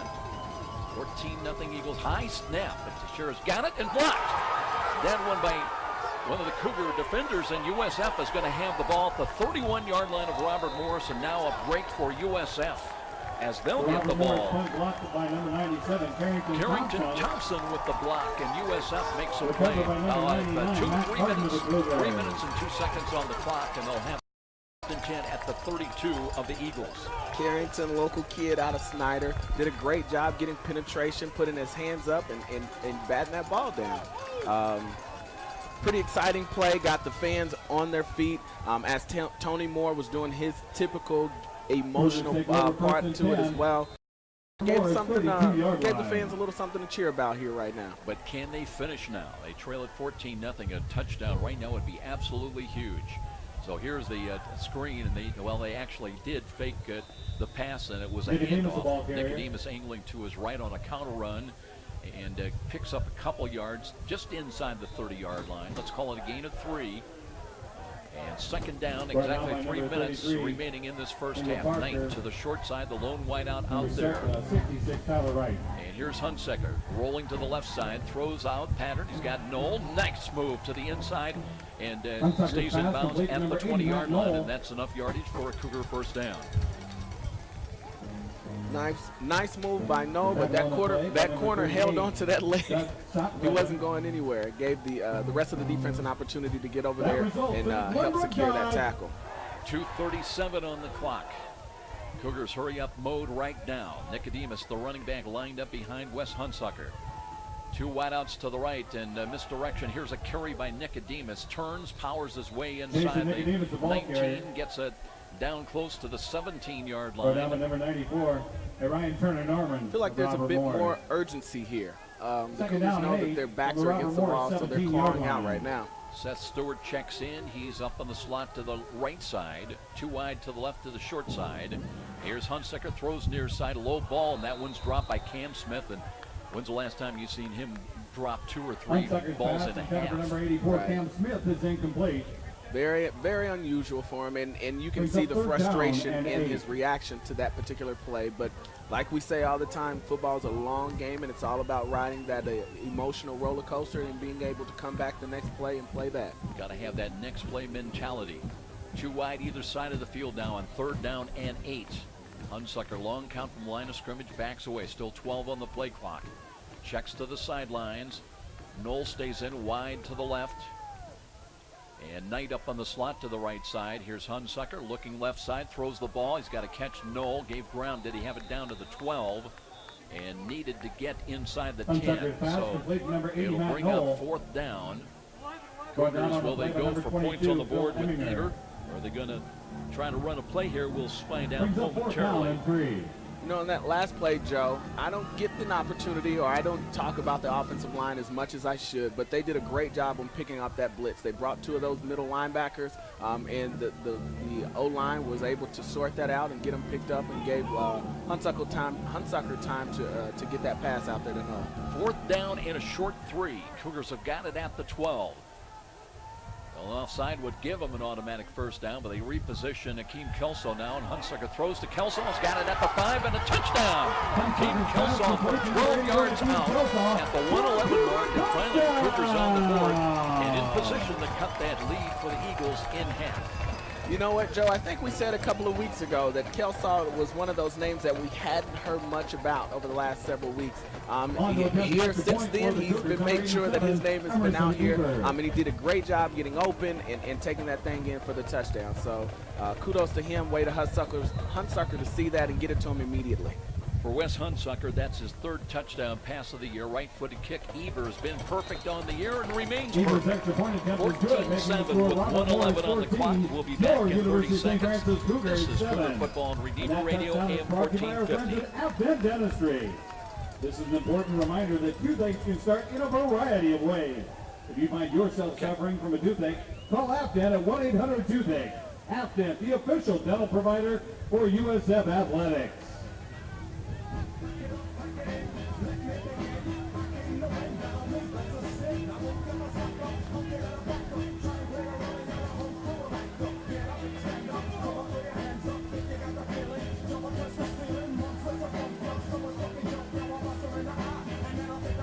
Keep Kelso on the receiving end. That's his 3rd receiving touchdown of the year.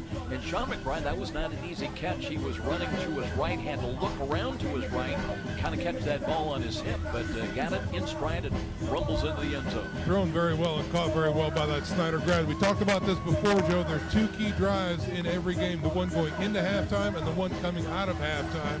There's a lot of momentum on the Cougar sidelines right now with 1:11 to go. The defense needs to step up and stuff Robert Moore Morris and carry that momentum into the locker room. Turnovers have been the story of the ball game. 2 interceptions Kicking out against for the David Cougars, Yoder number turned 47, into Colin Eagle Carmen. touchdowns.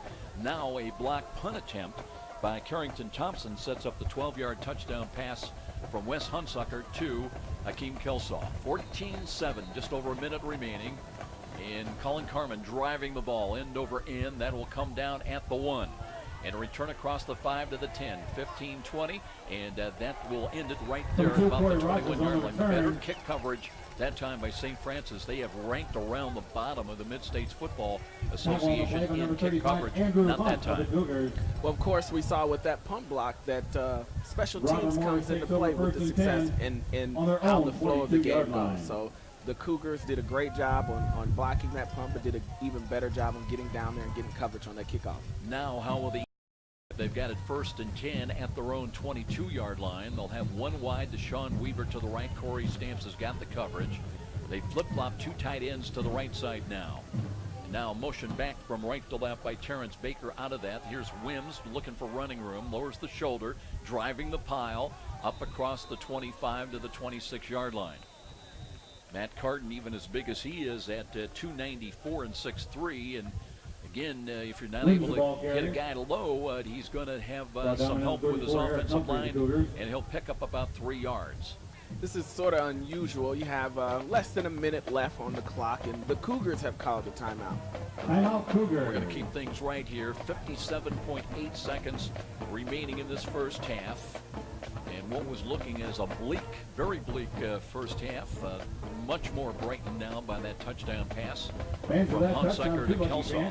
One of the big games elsewhere in the Mid-States football today. Marion also undefeated at the Mid-East League level at 2-0. They're taking on USF Illinois. That's kind of an interesting big game as well. Taylor hosting Siena Heights. Concordia will see the Cardinals here next Saturday afternoon. They are home today to College of Faith. As we mentioned, that big game in the Midwest League has St. Ambrose on the road at Grandview. Both teams at 3-0 in the Midwest League. So 2nd down and 7. And Westerkamp under center now. He's got a double wing lineup. Looks and hands to Wims. Wims dancing to his left, and he'll be short of the 30. Didn't get much.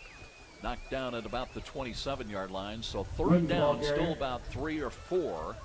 And with 52 seconds and change, Cougars will take another timeout. Both teams now with 1 timeout remaining. And USF still not done, Daniel. They're thinking that, hey, you know, stranger things have happened. Get a turnover. Or at least the ball back. Right. Capitalize. Hunsucker earlier missed a long, would have been a touchdown, just a little bit long over the outstretched hand Midwest of America Cam Federal Smith. Credit Union has been serving Northeast Indiana for more than 75 Could do that too, years. Sean McBride. Let's go down to him. He's got some thoughts. Well, you know, I'm thinking here, guys, we've got 3rd and 5 coming up here. If, in fact, St. Francis is able to hold, hey, let's block another punt and get that ball back in our territory and try for a quick strike going into halftime. Never know. Never know. It's a crazy game and a lot of bounces with that oblong ball. 3rd down and 4. Looking ahead, as we mentioned, Concordia is in here next Saturday afternoon at high noon. That'll complete the 2-game homestand by the Cougars. As far as the Eagles, they're idle next week. They then finish home games. Finish in home games 2 remaining on November the 9th, and Concordia on November the 16th. 3rd down and 4. Now they repossession 2 blockers. It's a Delta formation behind Westerkamp. Looks to hand the ball to Wims. Wims looking up the middle and won't reach the 30-yard line. Cougars there. So it'll be 4th down coming up. They still need about 3. And USF, I think, has taken their final timeout of the half they have. So 46 seconds remaining. And Teixeira, who had his last punt blocked, will come onto the field, and he's got to be thinking and looking, where is number 95? Timeout, St. Francis. I'm sorry, number 97, Carrington Thompson. 95, Carrington Thompson. You know who I feel most sorry for right now are the USF dancers. They're down there in their leggings and fitted shorts and tops and ready to get out here and dance. And of course that happens during halftime, but nothing going. They're trying to jump down there to stay warm, but probably a little chilly. What do you think? I guess so. Well, you got to feel for our buddy Sean McBride down there. He doesn't have the leggings on. But I would pay to see that, Sean. No, you will not. I guarantee you there are clearly more people with a lot more courage than me. And that is called these lady cougar dancers down here. You're absolutely right, Daniel. I tell you what, I don't know if there's scholarships available, but they surely deserve them. Right. I don't know. I think Sean could join that dance line. Sean Bust a Move McBride. That sounds fitting. That sounds fitting. All right. Why not? You guys are cut off. Here we go. In to punt the ball. He waits at the 16-yard line of Robert Morris. And Cougars trying to maneuver a little bit. Aaron Knight is back at the 28-yard line. Here's the kick away. It's a wobbly ball. Didn't get all of it. Takes a bit of a Robert Morris bounce and picked up on the fly on one bounce. And there's a return by Knight to the 40, 35, 30. Cuts to his left. He'll be wrapped up and all the way down to the 20-yard line with 35 seconds remaining in the half. And do you believe it? Aaron Knight took a chance, came in from nowhere on one bounce and returns it from about the USF 35 all the way down to the 19-yard line of Robert Morris. You know, Joe, it is very hard for me to keep my composure and not want to scream and shout and get all excited as you're trying to spell out what's going on during the play. But he did a phenomenal job getting over there, picking up on the second bounce and getting upfield and putting the Cougars back in good field position for their second series. Daniel, you talked about it earlier as a punt returner. That's really a difficult. You got to know when to hold them, when to fold them. That time, Knight timed his move to the ball perfectly and a good return. Now, 34.7 seconds remaining. USF out of timeouts, though. Hunsucker's thrown for one touchdown. Pump fake. Looks, throws over the middle. He's got to catch Knight and a touchdown. Why not? Why not throw it to the guy that got you that great position, that great field position? 19 yards on the sudden death strike by Wes Hunsucker on the money. And the deep post right at the goal line and holding on Aaron Knight. 14-13 and inexplicably now USF really down in the doldrums, trailing at 14-0, and they're a conversion away from a new game. And this is why I love this game. As long as you can ride that and make adjustments, then you have the opportunity to put yourself up in great position. Eber trying to tie the game. The hold is good. The kick is long. It's tailing a little bit, but good. New game here at Darcy Stadium as the Will brightens again in a lot of more ways than one.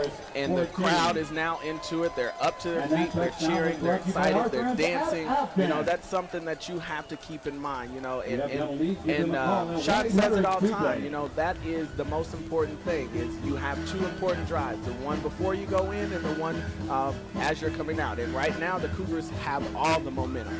And Daniel, how about this? Cougars have got 2 touchdowns on the board in the final 111 of this second quarter.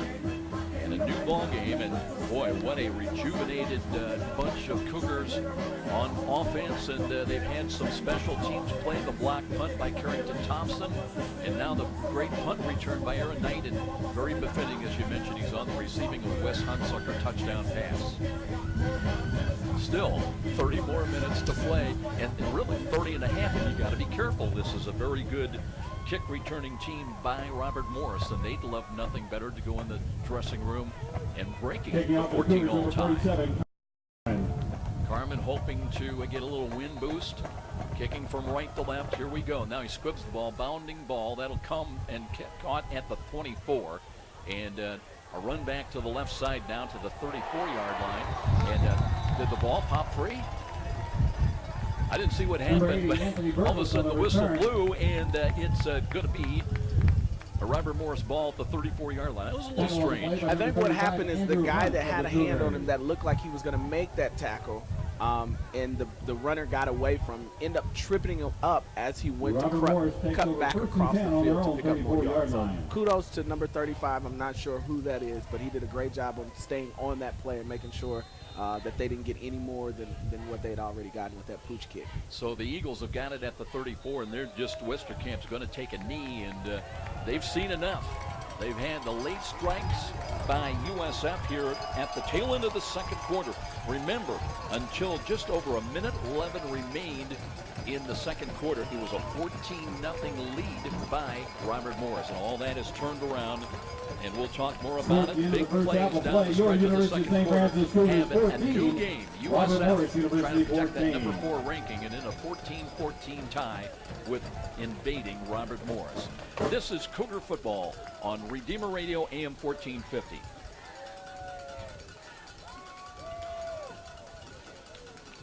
Okay, let's run that.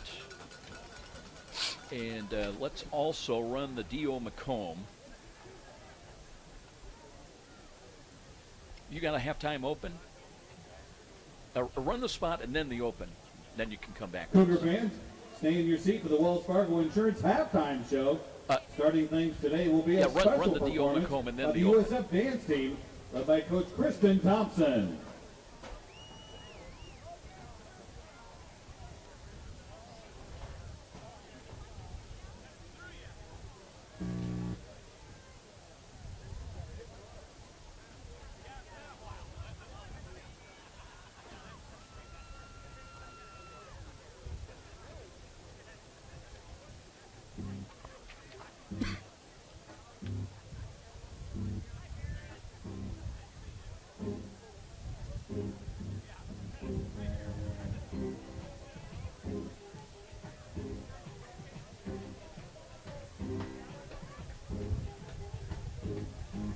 Welcome back, everybody, to Bishop John M. Darcy Stadium, along with Cougar running back great Daniel Carter. Sean McBride's with us from the Redeemers Radio Sports Crew. I'm Joe Parson. And, you know, Daniel, we often talk about how a game can turn on a dime and change, and we really saw great evidence of that. And for the better part of about 28 and nearly 29 minutes of a first half, it was all Robert Morris. They had made the most of opportunities on turnovers to lead the Cougars 14-0, but the Cougars found a way. They dug down deep, got a block punt by Carrington Thompson, set up a touchdown, and then another great punt return by Aaron Knight.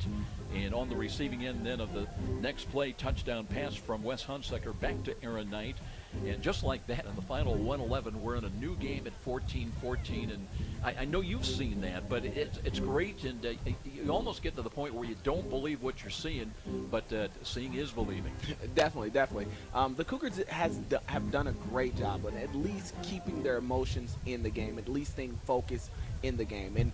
And it goes to show you that special teams are very important to the success of the game. And as long as you have a full team, you can have a great offense and have a great defense. But if you're constantly giving up punt returns, or if you're constantly giving up punt blocks and things like that, then that is going to hurt your team. And the Cougars, it looked like they were about to be KO'd at one point, and have come back kind of like Rocky, and have started fighting their way back. Got to counterpunch. Got to find a way. Daniel, you've been a part of a lot of games in your career where maybe things have not gone well for most of a half, and then suddenly big things, positive things happen. You're back in the locker room. It's a new game, 14-14 tie. What's Coach Donnelly and the rest of the coaches, how are they talking to the team right now down in the locker room? The biggest thing that they're going to say is, of course, we have the momentum, and it's a long game, and we have to ride with the roller coasters. Giving them kudos with doing that, staying focused, and not letting some of those issues that sparked us in, the good part of the first half become a factor in allowing us to be knocked out. One thing they're going to do is separate them in position, get with the players and find out what they're looking and what they see out there in order to capitalize on, in order to capitalize on offense. That's the biggest thing that we're looking for right now is, they've had great field position with the 2 touchdowns that they've had. Now let's just say Morris comes out and scores. If they are down at their 20, how are we going to make that adjustment? What are some plays that we're going to put in play in order to start adjusting? Because their defense have done a great job of knowing what's coming at us, as well as technical difficulties, covering up what blitzes and what coverage that they're doing. So, of course, those are things that they're going to make, is those offensive and defensive adjustments, and then coming out with the second half and tell the Cougars to do just what they've been doing, that last part of the second quarter. Well, don't forget they'll still have to deal with Lamont Wims. Although St. Francis, I thought in the tail end stretches of the second quarter, did a really good job of keying and stopping him. But the Eagles did win the opening toss. They deferred, so they'll get the ball to start in this second half. Let's take a look at the scoring of the ball game. As we mentioned, it was a couple of turnovers that got Robert Morris in business and on the board, and it was a pair of Dave Yoder interceptions. The first one occurred by Dante Johnson as they took over at the St. Francis 48-yard line, and that paved the way for a 9-yard Lamont Wims touchdown run at the 9:37 mark. Teixeira adding the extra point, 7-0 at the end of the first quarter. Eminger then picked off Yoder as they had it at their own 47-yard line of Robert Morris, and it was Westerkamp to a touchdown pass to Warden at good for 7 yards at the 8:38 mark, and Teixeira with the extra point, 14-0 in favor of the Eagles.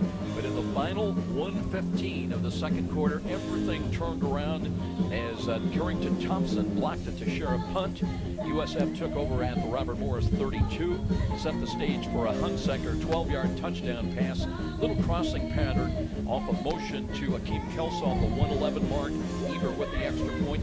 Lead was cut in half, 14-7. And then Aaron Knight with a spectacular and split timing decision of when to pick up a bounding ball on a punt, picks it up and takes it all the way down inside the 20 to the 19-yard line.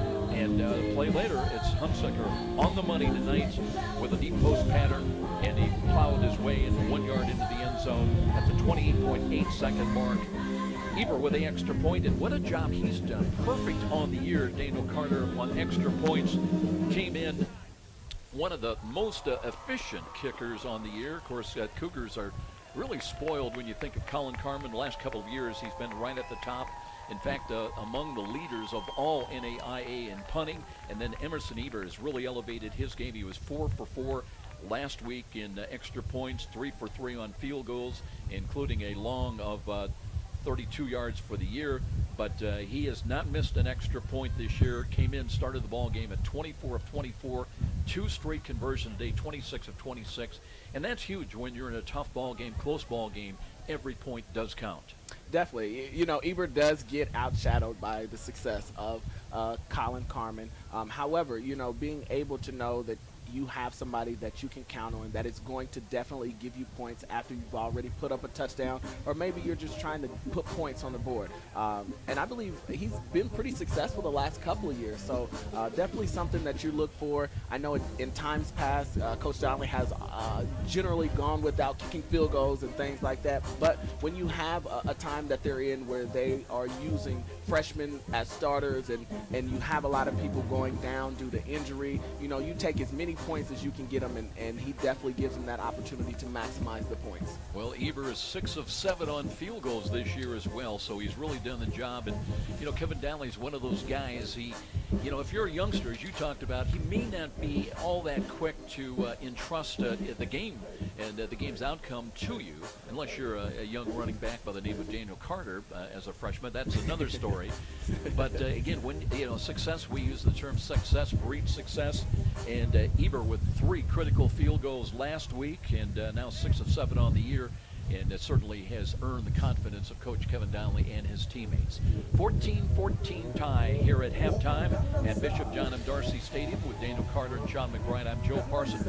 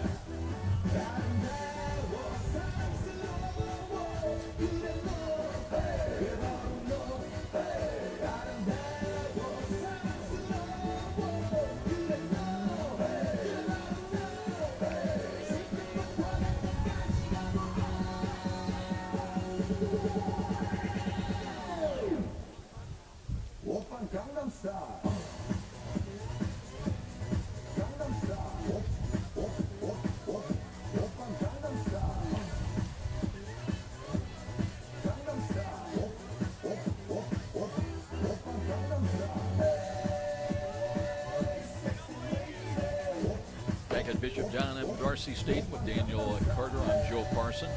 Well, we mentioned it was a pair of Dave Yoder interceptions that paved the way to a 14-0 lead by the Eagles. And Daniel is sneaking a look at turnover margin.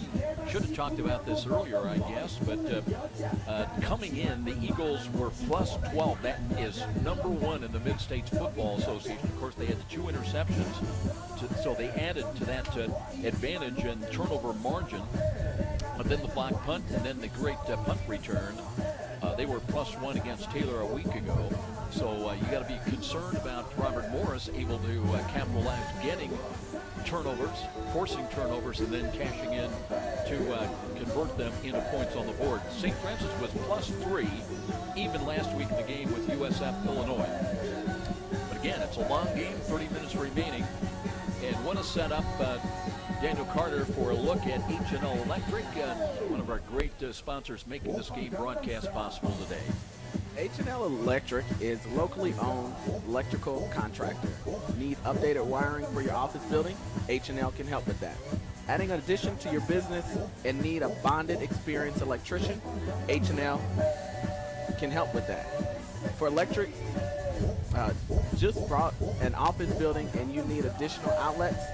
H&L can help with your professional electrical needs. Call H&L Electric at 260-402-3541.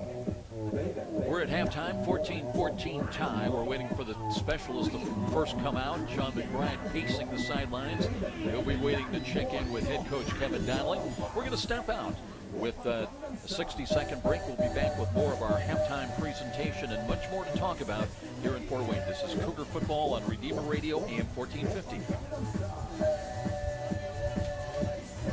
Okay, you'll have a Cedar Creek beverage and a Dr. Todd Briscoe before end of half. Okay. And then I've got 2:30 still in the bank here to get in before. We need to make sure we make a note on this.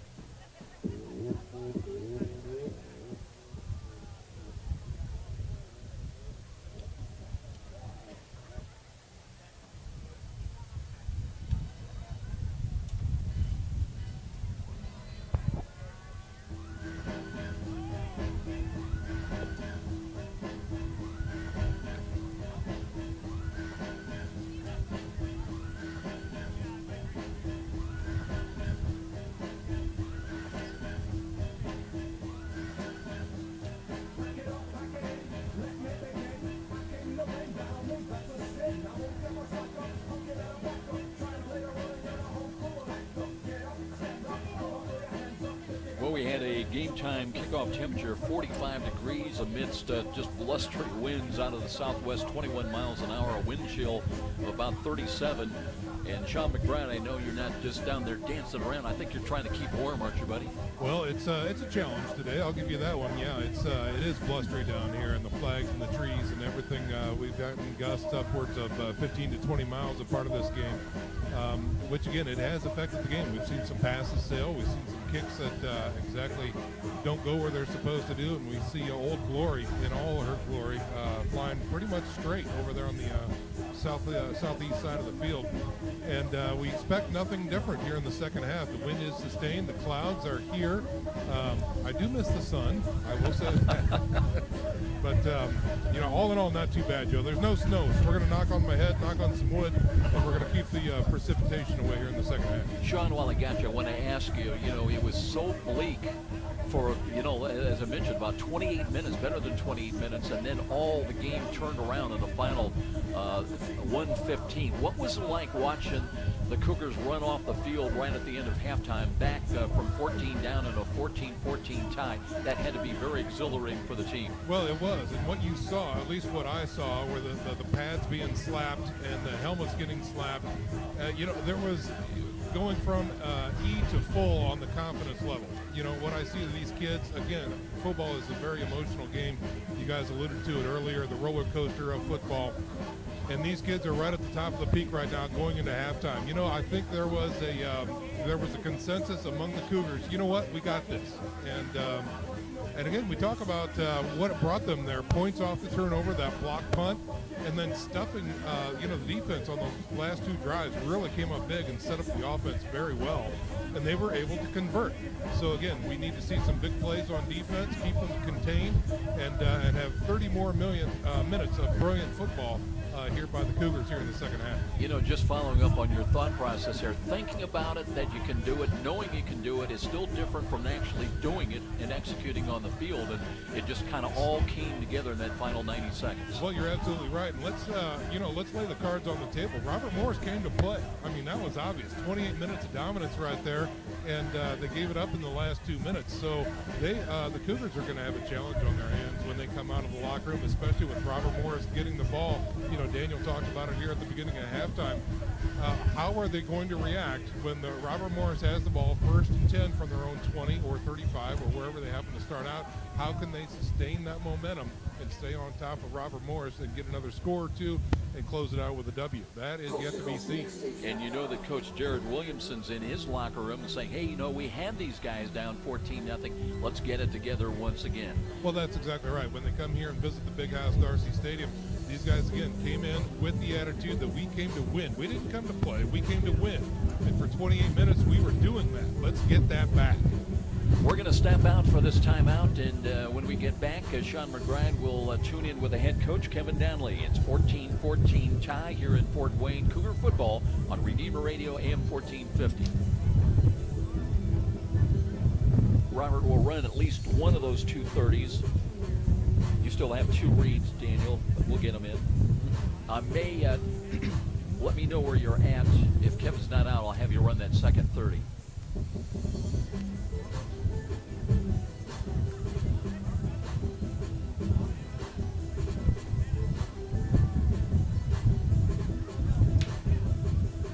Yeah, go ahead and run that second 30.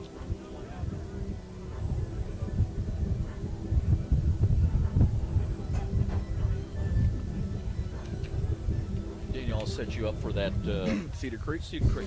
Cool.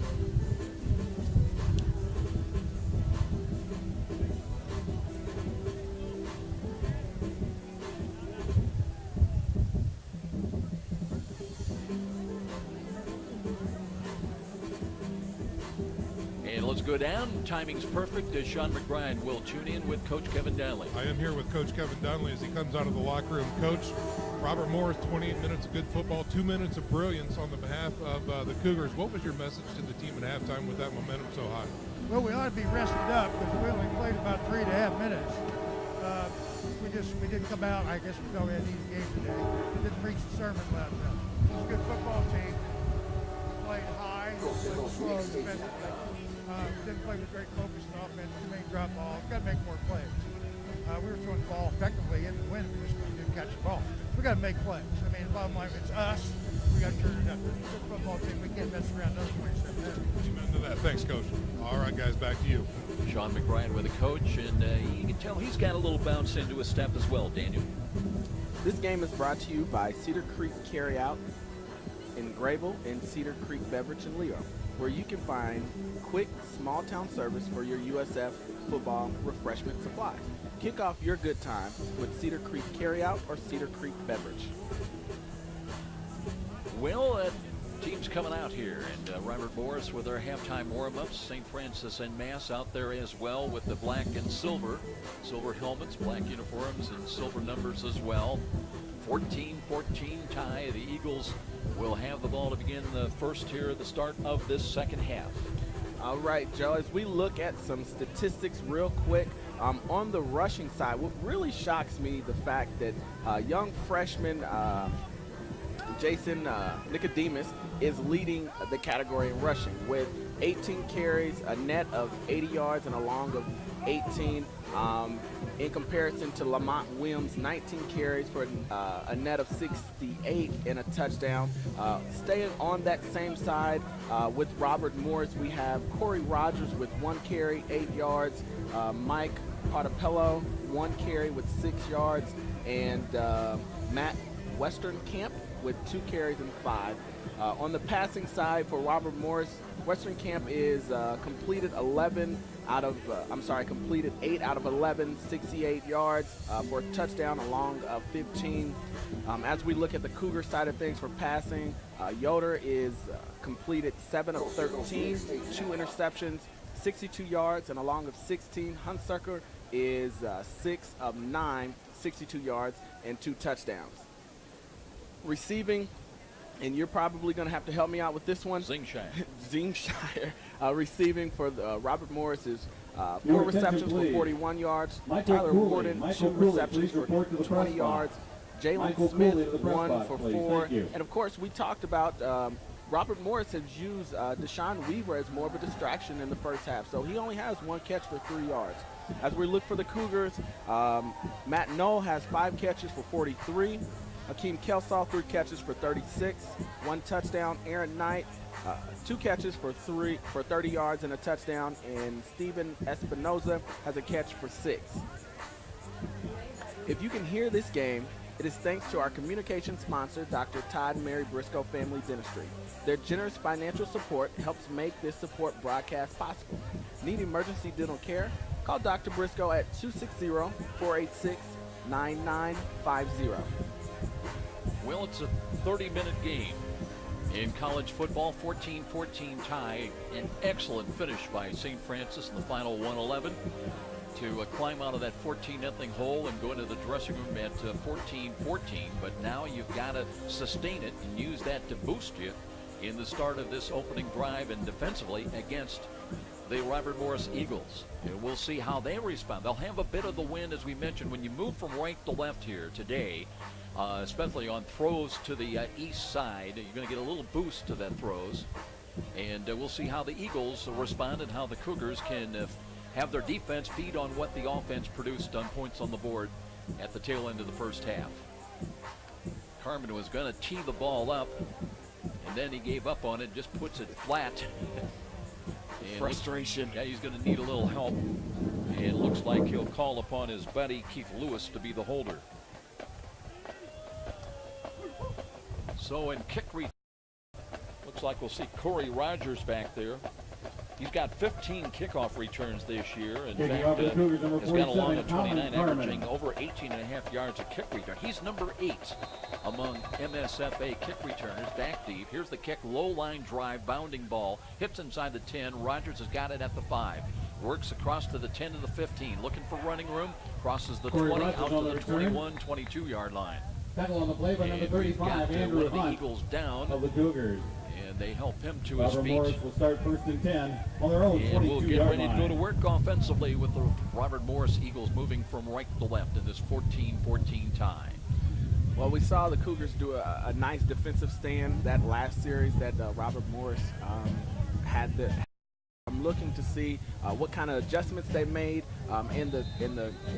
in the locker room in order to adjust to what they've been doing and the different packages they've been seeing. Cougars with 2 safeties back. Reddick is wide to the left, and split wide of him will be Deshaun Weaver. I'm guessing, Daniel, they may try to go to him a little bit more in the second half. Just 1 catch in the first half, but they run the ball with Wims, trying to turn the corner right side, and he's out across the 25 out to the 31-yard line. So Wims with a good first down run, and he rips off about 7 or 8 yards. There's a penalty flag, though, and a chop block against Robert Morris is going to wipe out that run and back him up. Can't chop block outside of the box there. Penalties. Penalty mark for Robert Morris did not have a penalty in the first half. St. Francis whistled twice for 20 yards. Well, you know, Joe, I'm an offensive kind of guy. I love Wims. I like the way he runs. He's a little guy, kind of reminds me of myself. But the tackle that Eric Humphrey made on him, perfect form tackle. Lifted him up off his feet, drove him into the ground. You can't, again, that's fundamental football, and that's something that you learn over the years of playing ball. He did a great job coming downhill and making that spectacular tackle there. Mark Gilpin, our referee, letting everybody know about the chop block. The penalty moves the ball back inside the 15 to the 13-yard line. So again, St. Francis in position to try to force maybe a turnover and take their first lead of the ball game. But it'll be Matt Westerkamp with the first opportunity to try to get something going. They got an offset eye to the left. Now motion from right to left by Deshaun Weaver. And the draw comes up, and here's Wims and dances to his left, brought down. Nice tackle there across the Williams, 15 ball and the carrier. 16-yard line. He looked like he was Tackled going by to have a 31, lot Kyle more Matthews of the Cougars. in the offing there. Get those little guys, and he's, of course, He's up like I second said, down he's and smaller, 21. so he's able to get through From the a Robert little Morris quicker than 17-yard most, line. and he's able to get skinny. So Matheson did a great job on finding him first place. You know, he has those big grunts in front of him and making that tackle, so he didn't pick up the yardage that they had just lost. Yeah, you resemble that fact, don't you? Clock approaching 14 minutes in early moments of the second half. 14-14 tie. It'll be second down and 16. Here's play action, and a screen comes in wide open. Wims cuts to his left to the 25, still rumbling up to the 30-yard line. Western Short of the Kansas first pass down, complete though. to number 1. Got to the 31-yard line, and they'll have to get out to the 33. Lamont So again, a Sims. lot of green space out here to the He's near Lamont- side Lamont on that Wims. play action fake back to the weak side left. One thing I did notice is Keith Harris, who is at the bottom, paying that outside backer, kind of walked up defensive end look, Battle on the play was by on a 52, blitz, Michael so they Brevard, went Cougars. exactly where the Cougars were coming from. So, you know, it's kudos to the Robert Morris coaching staff for calling that particular play. Third down and 2. Robert Morris was 5 of 9 in the first half on third down conversion. They give to Wims. Wims looks, cuts back to his right. Did he get there? Got to the 31? I don't think so. Looks like he's Wims, short ball by about carrier. a yard. Depends on the spot. Brought down Wait by the while whole they host of Cougar unpile. tacklers. Brother And number they've only 99. marked that ball. We're taking a Matt look, Carden. and it looks like it'll be at just across the 32, maybe close They're gonna enough bring for a him out. measurement. So Mark Gilpin, a referee, is going to bring the chains out. I thought that was a pretty generous spot of the football. Brings up And I fourth was going to down and acknowledge 1. the exact same thing there, Joe. Let's go down to Sean McBride. Sean, I know you're maneuvering down there, and I didn't think that Wims got there initially, but the spot may change all of that. Well, I tell you what, Joe, I want to be on that official's Christmas list because he is very generous in his doings. So let's see, here comes the stick right now. Looks like he may be short by, what, a couple of inches? Or length, about a half the length of a football. That's it. So it will be fourth down. And boy, if you're Coach Jared Williamson and you're 1-3 on the road, 1-2 in the Mid-East League, would you be tempted to gamble fourth and less than a yard now with the ball back on your 32? Now they're going to reset the chains, and that gives an opportunity for the Eagle coaching staff to think about what they want to run here. Well, Joe, looks like they went for, in the first half, they went for it twice and got it. So they're 50%. I think I may make that gamble because of where we are in the standings. It looks like, I don't see anybody coming out to kick the ball, do you? None. Out there as a punter. They come up to the line of scrimmage, and they may change that. So let's see. And you're right, they may trade it. Sean McBride says, watch the hard count. And here's the drive, and I think they've got it on second effort all the way up to the 34. So that was a keeper call by Matt Westerkamp. Ran right over left guard with Connor Hart. Westerkamp on the keeper. And Jonathan Payne at 343. That would be a First guy down, I'd want to Robert run Morris. behind. I would love to run behind him as well. So it's 1st and 10, and the Eagles continue to possess the football. Tackle on the play by And, number 39, Taylor still Brown. at their of the own Cougars. 34-yard line. Cougars defensively, Zach Bruce in at right defensive end, Matt Carden on the nose. And here we go. Carrington Thompson, I believe, is in as well. Little motion from right to left, play action fake, and Westerkamp wants to throw. Near side's got a catch out to the 40 to the 41. Coverage that time by Keith Harris as they had the pass to Westerkamp's Tyler Wharton. pass He's got the complete to number lone 9, Tyler Wharton. pass receiving touchdown of the ball game for Robert Morris, and that's good for 7. What's funny is Warden is actually a backup quarterback, Tackle but on he the is play by number huge at 33, Keith Harris. 6'6", 230. I think I would use Second him a down lot and more as 2. well. One back look now with one wide to the right. So they got 2 tight ends in there. They'll hand the ball to Wims. Wims wiggles his way up to the 45, and he's got another first down. Wims the ball So carrier. they'll be improving field position for the Tackle on the play Eagles by as 34, they're Eric just short Humphrey. of midfield right now and trying to go back to work with what First they down, do Robert well, Morris. and that's run the ball with Lamont Wims. Wims shows you why he is the conference leading rusher. You know, he is able to make guys miss. He is able to break tackles. And it goes back to the basics like we've been saying over the last several weeks is when the Cougars get a hand on a runner, on a guy that's carrying the ball, they need to do a great job on making sure they rack.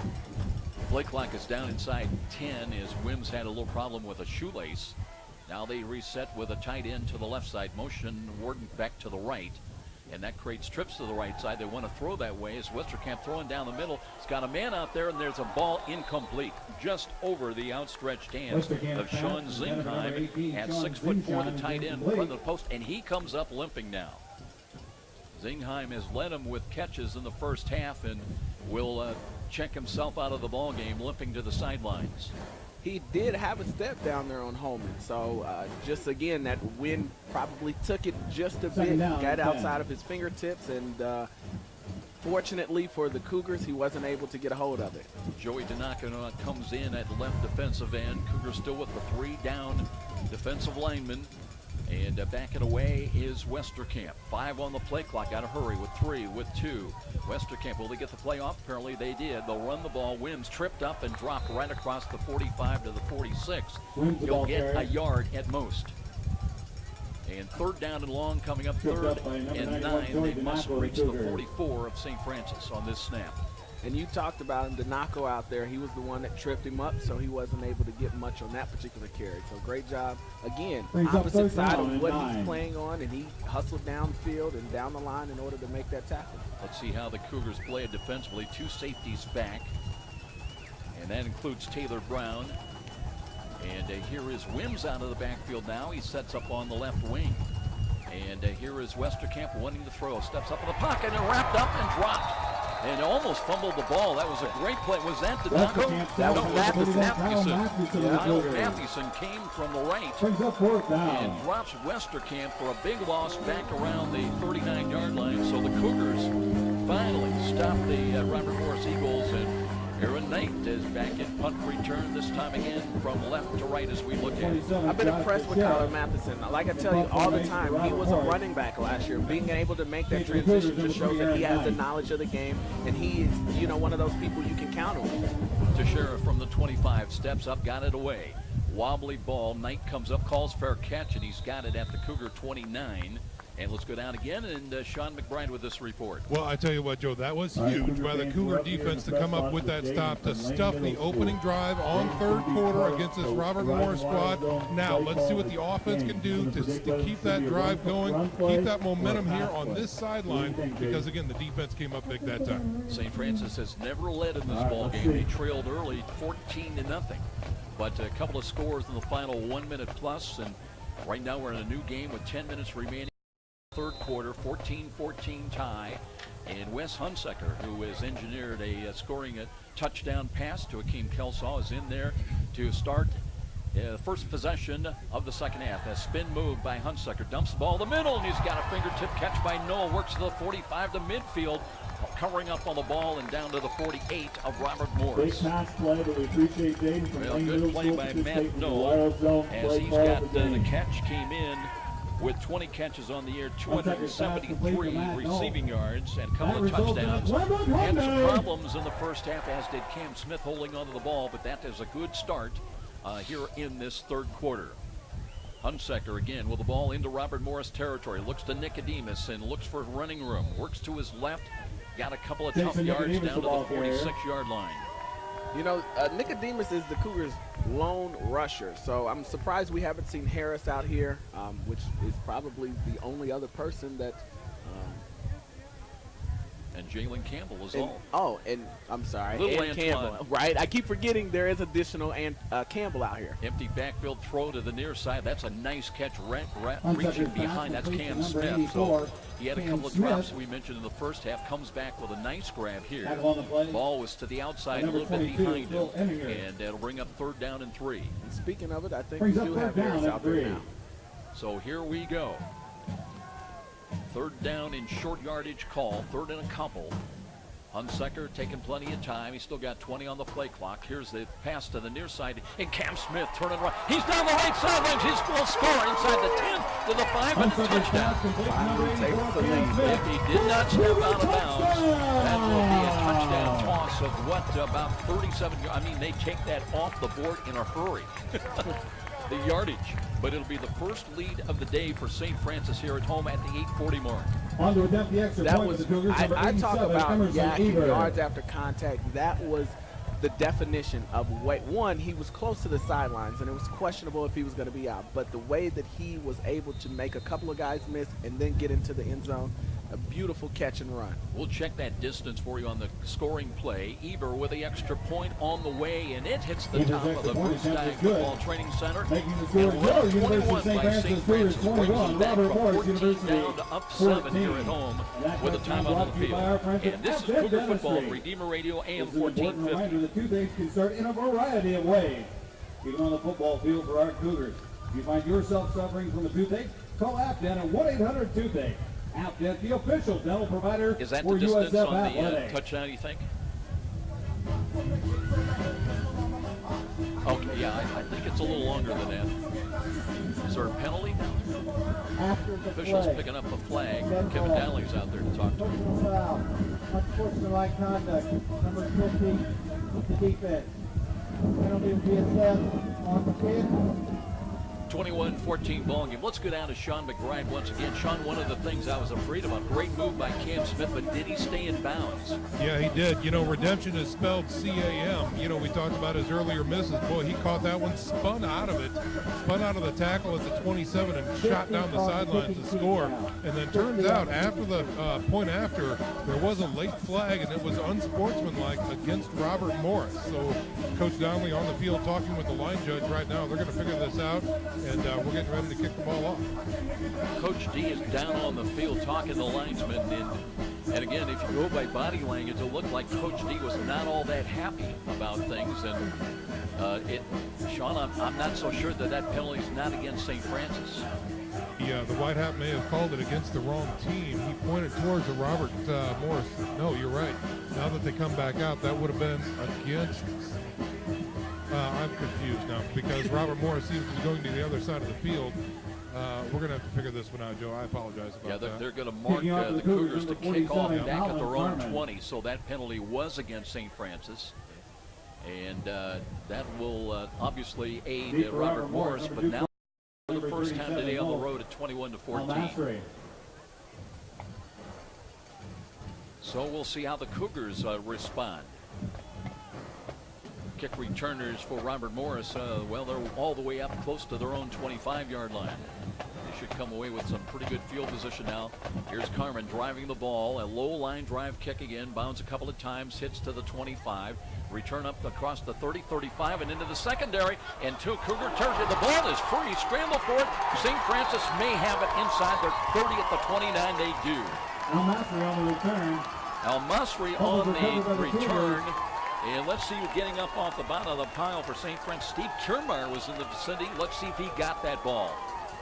Well, coming away with it, running off the field, I thought was Carmen, but I'm not sure he came up with the ball. John, I don't know. You can sort it out, but Kiermaier was definitely there. Take over first and 10 on their own 29-yard line. Was Kiermaier. He is getting his head slapped around by the team right now. Kiermaier making a huge play that time for the Cougars. And, yeah, they take over in their own territory. And Sean, guess who he played for? He is a Bishop Lures Knight, Joe. That one, my friend. That was easy. Here we go. Cougars have got it at their own 29-yard line now. And trying to create a little distance for the first time today. They've been down 14-0. Hunsaker fakes the handoff, dumps into the flats, high ball, and incomplete. That one sailed on him, looking for Appenzeller. Into the flats left side.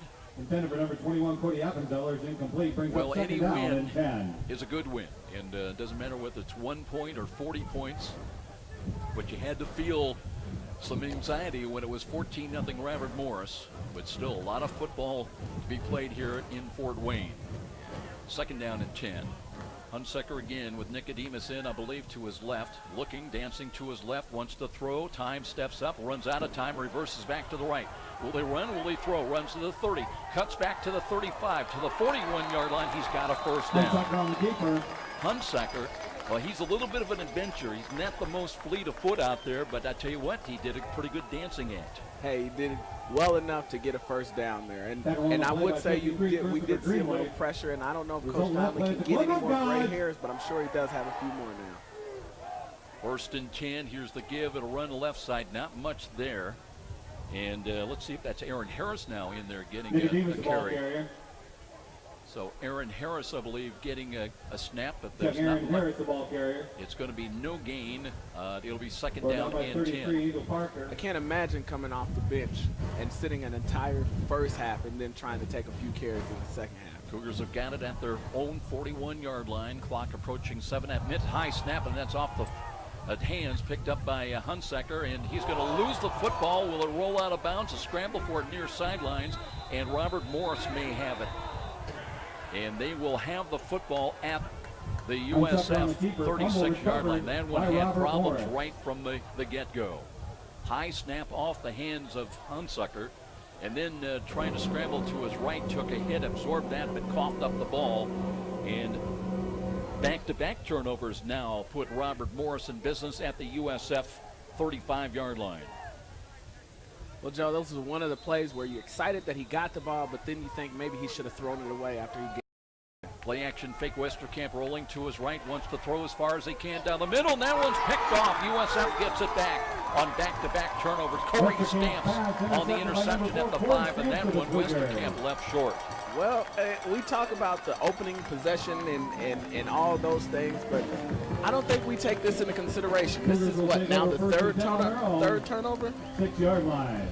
Back-to-back turnovers? Yeah, in about as many snaps. So the good news, they've got the ball back. The bad news, they've got it at the 6. And right away, the offense has got to get refocused. And bright sunshine right now breaking out here at Darcy Stadium. Great to see that. But you've got to secure the football and move the football from your own, just inside the nose of the football, the Cougar 6-yard line. Stamps on the pick, first interception of the day for USF. Robert Morris had 2 picks against Dave Yoder early on. Now Hunsaker trying to take care of the ball, waits for the snap at about the 1-yard line, hands it off and a run up the middle, and that does not get much. Leaning forward maybe a yard to the 7. The ball carrier. That'll be about it. Aaron Harris, also a freshman, 5'9", 192. That one on the play by number 90, Ben Black. So it'll be second down and 9. And I'm Brings up scanning second the down and sideline 9. looking for Nicodemus. I know they saw he may have tweaked a little something out there. Was having him do a few little drills out down here, so I'm looking to see him go back in maybe. Yeah, we'll ask Sean McBride maybe to check in and look in on Nicodemus, see if that's an injury or a coach's decision. Aaron Harris was just available. That's the way the coaches put it. Deep handoff again, a run to the left side, trying to turn the corner. And not much there. Was there a penalty flag thrown out there? Gain is out to about the 10, just across the 10. And at best, they'll bring up a 3rd down and 5, 3rd and 6 call coming up. And there is a penalty flag. 38, Sock-Levin. Referee today, Mark Gilpin, holding the call against St. Francis. Is that going to be half the distance? Yes, it will be. Unless they take the play. Let's check in first with Sean McBride. Yeah, I see Nicodemus down here, working with his right leg. He's kind of, I don't want to call him gimpy, but he is walking a little slow. He's got it wrapped on the right leg there. There is no ice right now. I think he is probably slated for a return, but I think they're just giving him a little break right now. So the penalty, the walk-off, half the distance.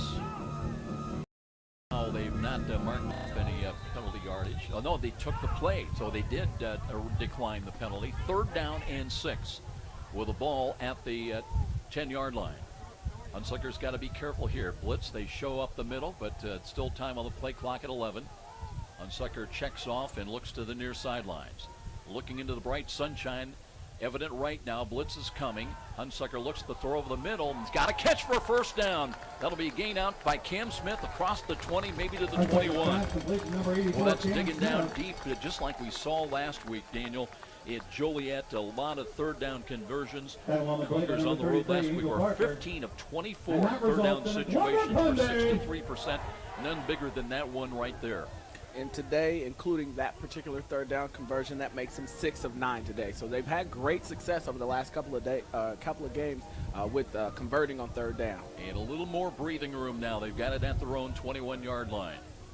Harris stays in as the running back, lined up behind Wes Hunsaker.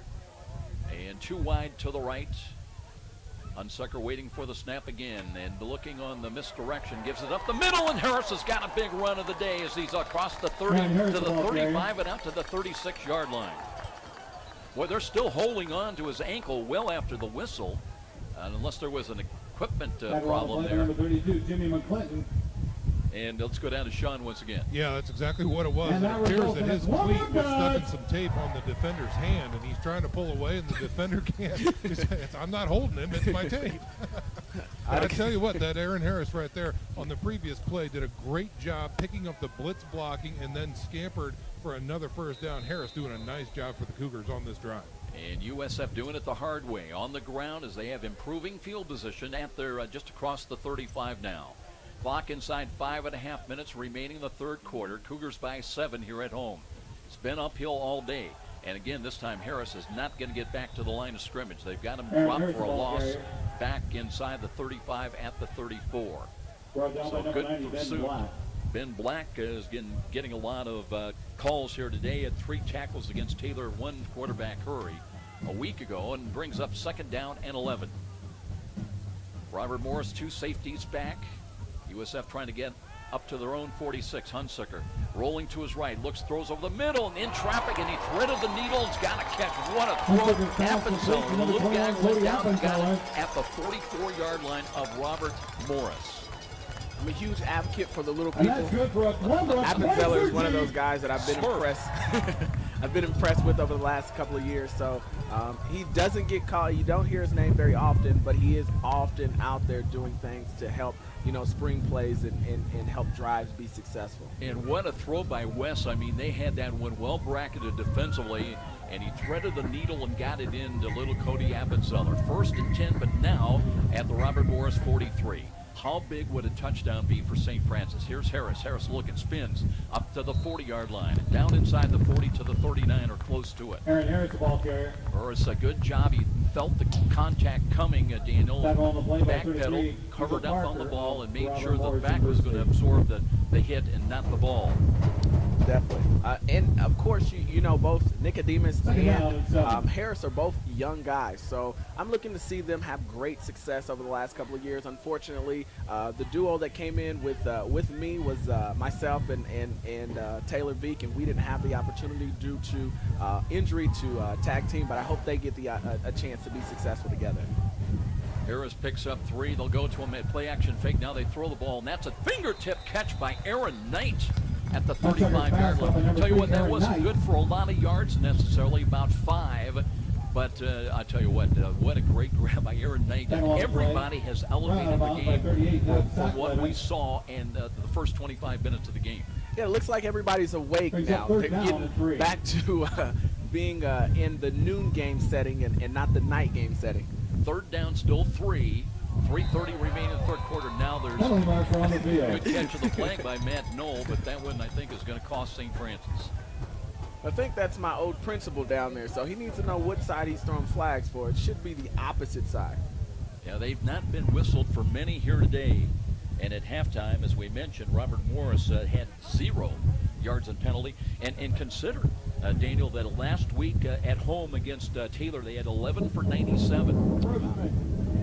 Oh, it goes against the Eagles' encroachment. 5-yard penalty. That'll be an automatic first down on the 5-yard walk-off. So you got your message across. Correction. Penalty results in a first down.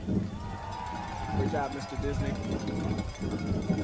Clock at Which makes 3:30, that a and one Sean run McBride's day. got this for us. You know, I had an opportunity to talk to Mr. Disney, and he asked, hey, is Daniel Carter still on the broadcast team? And I said, yes, he is. And he wrote his name down in big bold.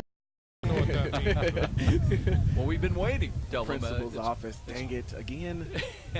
but in a good way. Short drop, throw right side, catch again. This time I think that's Dustin Underwood, or is it Knoll? Knoll's got it and trying to fight his way for extra yardage around the 25-yard line. Number 80, Matt Knoll. It is Matt Knoll, not 90. But speaking of 90, when Dustin Underwood comes in there in that goal line set, what we saw a lot of, he had his first career touchdown catch as a Cougar last week in Joliet. Now that's a gain of 7, 2nd down and 3. Under 3 minutes time remaining, third quarter. Hunsucker's got 2 wide to the right, the short side of the field. Looking into the sun once again. Looks to hand the ball off. Knight to spin move. That's Harris. fights the his ball way carrier. inside the 23, got another yard down close to the 22-yard line. You know, I kind of missed the fact that you mentioned the sun the last By the way, couple of 90 times. left. It's nice to see that it's out. You know, we still have Right those down, Big gusts Johnson. of wind, but, you know, being able to cool out or heat up some of the fans out there is probably nice for you, don't you think there, Sean? Sean, that's got to feel good to you down there. We'll go down to Sean a little bit later. Just over 2 minutes remaining now. It's 3rd down and 2. They'll hand the ball. Here's Harris up the middle. Back pedals to the 20. Harris, And the that ball should be carrier. enough. It will be for another Cougar first down. Burning clock, running time, protecting the 7-point By the lead way, and 8 trying to down, add Big to it. Johnson Sean with help from McBride. number 33, Yeah, Eagle sorry, Hawk Joe. there. I was putting on sunscreen down here and I took my coat off. It's And the just result of looking that play beautiful is the down here with the sun touchdown. out right now. We'll bring you down a lawn chair when we get a moment. Here's the Delta formation now. Hunsucker in the middle of it. Now Harris, they check off once again. Play clock is at 17. Cougars feeling pretty good about themselves right now. They have a 1st and 10 at the Eagle 20-yard line. Inside of 2 minutes time remaining. Harris again and trips his way down close to the 16-yard line, Harris, the short ball of the carrier, brought 15. down by So number 8 down, Harris Big Johnson. getting the blocking up front.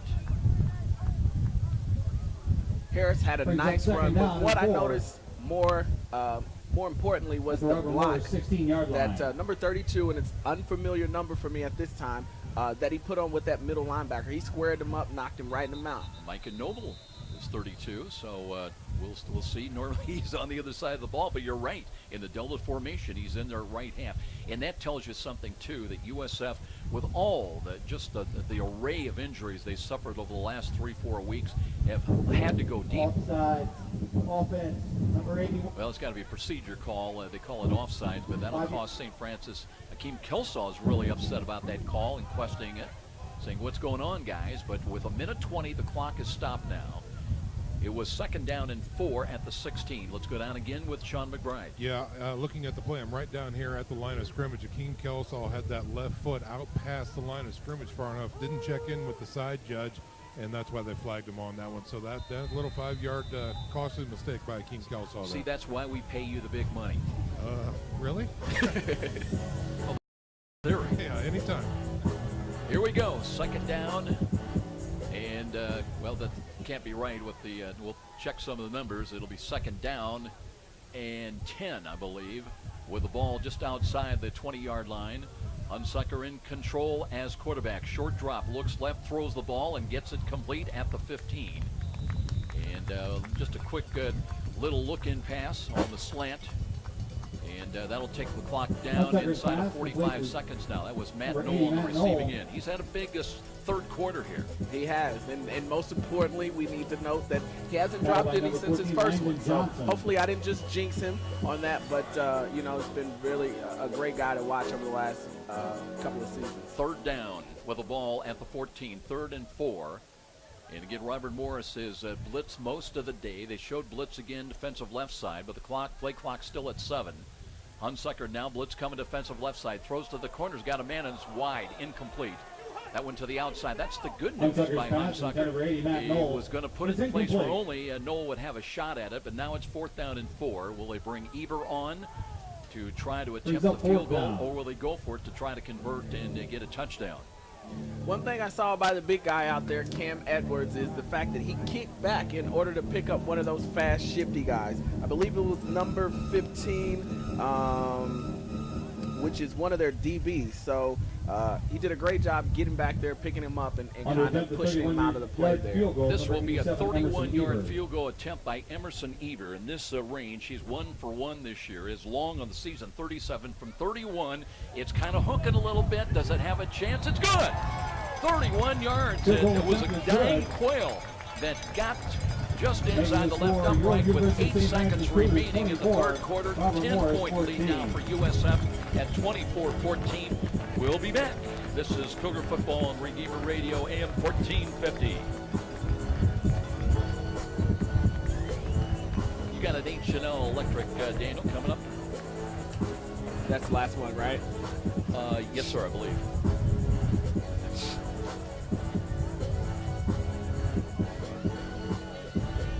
Look at this banner. It's a kite. Speaking of, that'd be perfect today.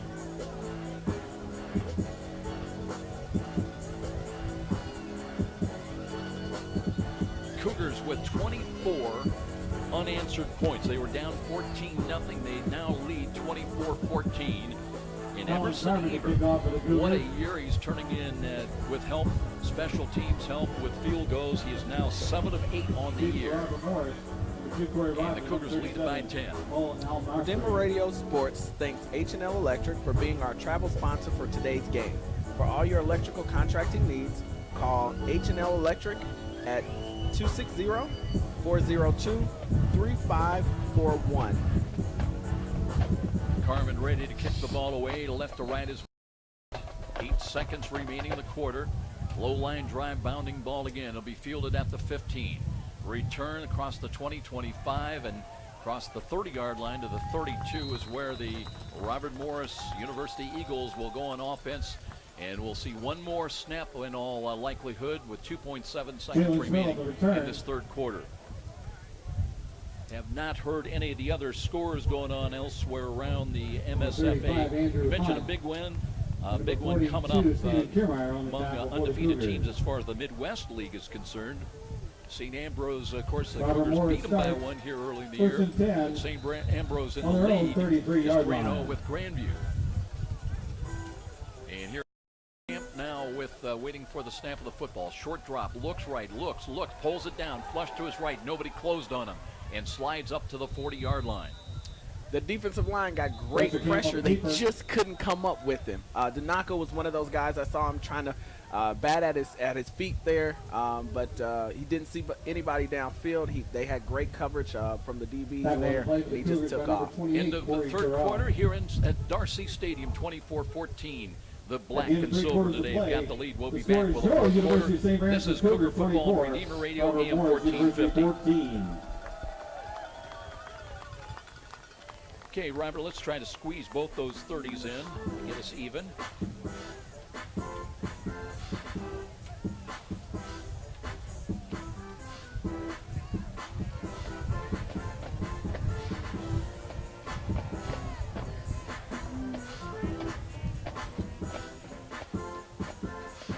Yeah, look at that banner. The thing is strapped down.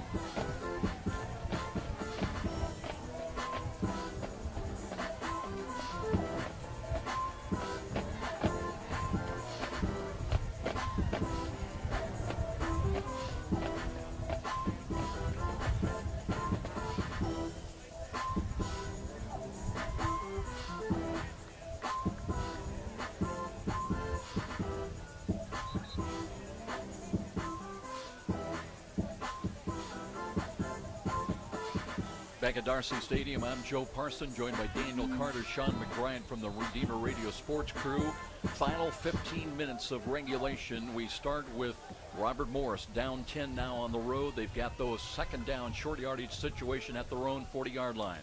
Corey Rogers in motion. They give to him on the sweep, turns the corner, easy first down, and down the left sidelines.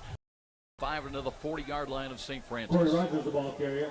Jarrell Holman did a great job of pushing him out of bounds, but that kid hit the juice. He hit that second gear as soon as he turned that corner. And Jarrell's a pretty fast guy, but luckily he got a hand on him because he was going to fly right past him. First down, Robert Moore. Eagles have got it now at the 43 of St. Francis. That's where he stepped out of bounds. Play action fake to give the Wims up the middle. Cougars stacked that one up pretty well. It'll be a gain of couple down to the 40. And where are they going to spot that ball? Maybe at the 39. That's another generous spot of the ball. And they bring it back to the 40, and that makes more sense. So second down, a gain of about 4. And it'll bring up a second down and a long 6. And to look, the Wims again off tackle to the left, cuts it up, and he's down to the 37-yard line. Wims, the ball carrier, brought down by number 97, back-to-back carries. Thompson. Had like 62 yards, I think, 68 yards, 10 91, yards in the first half. He scored a rushing touchdown. But now with 14 minutes remaining, this is a key series for both teams, but especially for Robert Morris, down 10. You know, and Williams has been pretty quiet. You know, he came out that first half, and he was, you know, we knew who to key on. We knew what we were looking at. So I want to see how he answers now that people are it's not much of a factor. Zingsheim in tight to the left side. They want to throw to the left, the out pattern, and Deshaun Weaver's got it and takes a big hit. Now, did he get to the first down stick? I think he's short. Deshaun Weaver. He is marked out of bounds on the far side, the Robert Morris side, just inside the 35. That'll bring up 4th and 1. And at this point, I believe they've got to go for it. Trailing it by 10, 13:31 remaining in this ball game. So we'll see will they go to Wims again. Western Camp Center's got motion with Rogers, gives the ball to him on a sweep, and he's got the first down as he brings it to the USF 30-yard line. Sweep from right to left, and the little guy able to find a hole. The freshman at 5'5", 143, and squirm his way for a very big first down for the Robert Morris Eagles. At that time, he didn't stretch it all the way to the boundaries. He actually found a hole quicker right there outside of the tackle box. But Matheson did a great job on making that tackle, because if he hadn't, there wasn't anybody back there to support him. Western Camp's gone all the way at quarterback for the Eagles. Blitz coming up the middle. They give the Wims. Wims looking for a hole. Does not find much, but trying to work his way down inside the 30 to about the 28. Couple of tough yards picked up by Lamont Wims. Cougars stacked up the middle. Matt Martin there. And clock, still a lot of time remaining, but still it'll approach 12.5 minutes time remaining. Westerkamp looks to the far sidelines again. Wims as the running back, 2 wide, including Deshaun Weaver to the right. They throw the screen. Here's Weaver's got the ball at the 30, cuts to the 25, and lowers the shoulder. Gets another yard down to the 24. Number 7 is Deshaun Weaver. Take my hat off to Corey Stamps out here on the end, down here in the corner. He did a great job on making sure he flushed Weaver back inside to get the rest of the Cougars over there to make that tackle. So fighting off that block and being able to make sure that he didn't pick up much more than what he got. Eric Humphrey also came over and had a hand in the stop. Now it's going to be 3rd down and 4. 12 minutes remaining. The clock is moving. And they'll bring Jim Reddick in along with Weaver. They're the 2 wideouts to the left, the wide side of the field. And Westerkamp looks that way to the left, looking, throws to the corners, got a man and missed him on a crossing pattern deep. That was Reddick. They're lined up on the right side, so now it brings up 4th down and 4. Clock stop with 11:45 remaining, and from a Robert Morris standpoint, this might be the game from their standpoint. Nose of the football, just inside the 25 at the 24. I'm interested to see what will be the play call. We haven't seen very many screens, but they've been successful with them. And why wouldn't you think about the field goal? You're down by 10 because they've got a kicker. Teixeira's 5 of 7 with a long of 42. But they're going to gamble right here. 4th down and long, fairly long. Westerkamp coming, looking, and sets up on the pocket. Steps up, looks, throws to the left side. He's got a catch, and they'll have a 1st down. That was a missed tackle in the flats out there. And Deshaun Weaver, I believe, on the catch, and a new set of downs for the Eagles. They stay alive. So the Eagles hurry up to the line of scrimmage, ready to go to work once again. And this time, Westerkamp under center. Now the whistles blow. The line judge on the near sideline. There's going to be a timeout called by St. Francis. So the Cougars trying to regroup defensively. We have a stoppage down below. 11:30 remaining. It's 24-14 currently. USF, the silver and black on top. This is Cougar football on Redeemer Radio, AM 1450.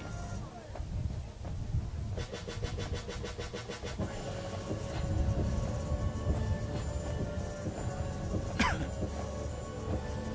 wonder how this works. They're playing, and then they're playing. Not well. That's how it works.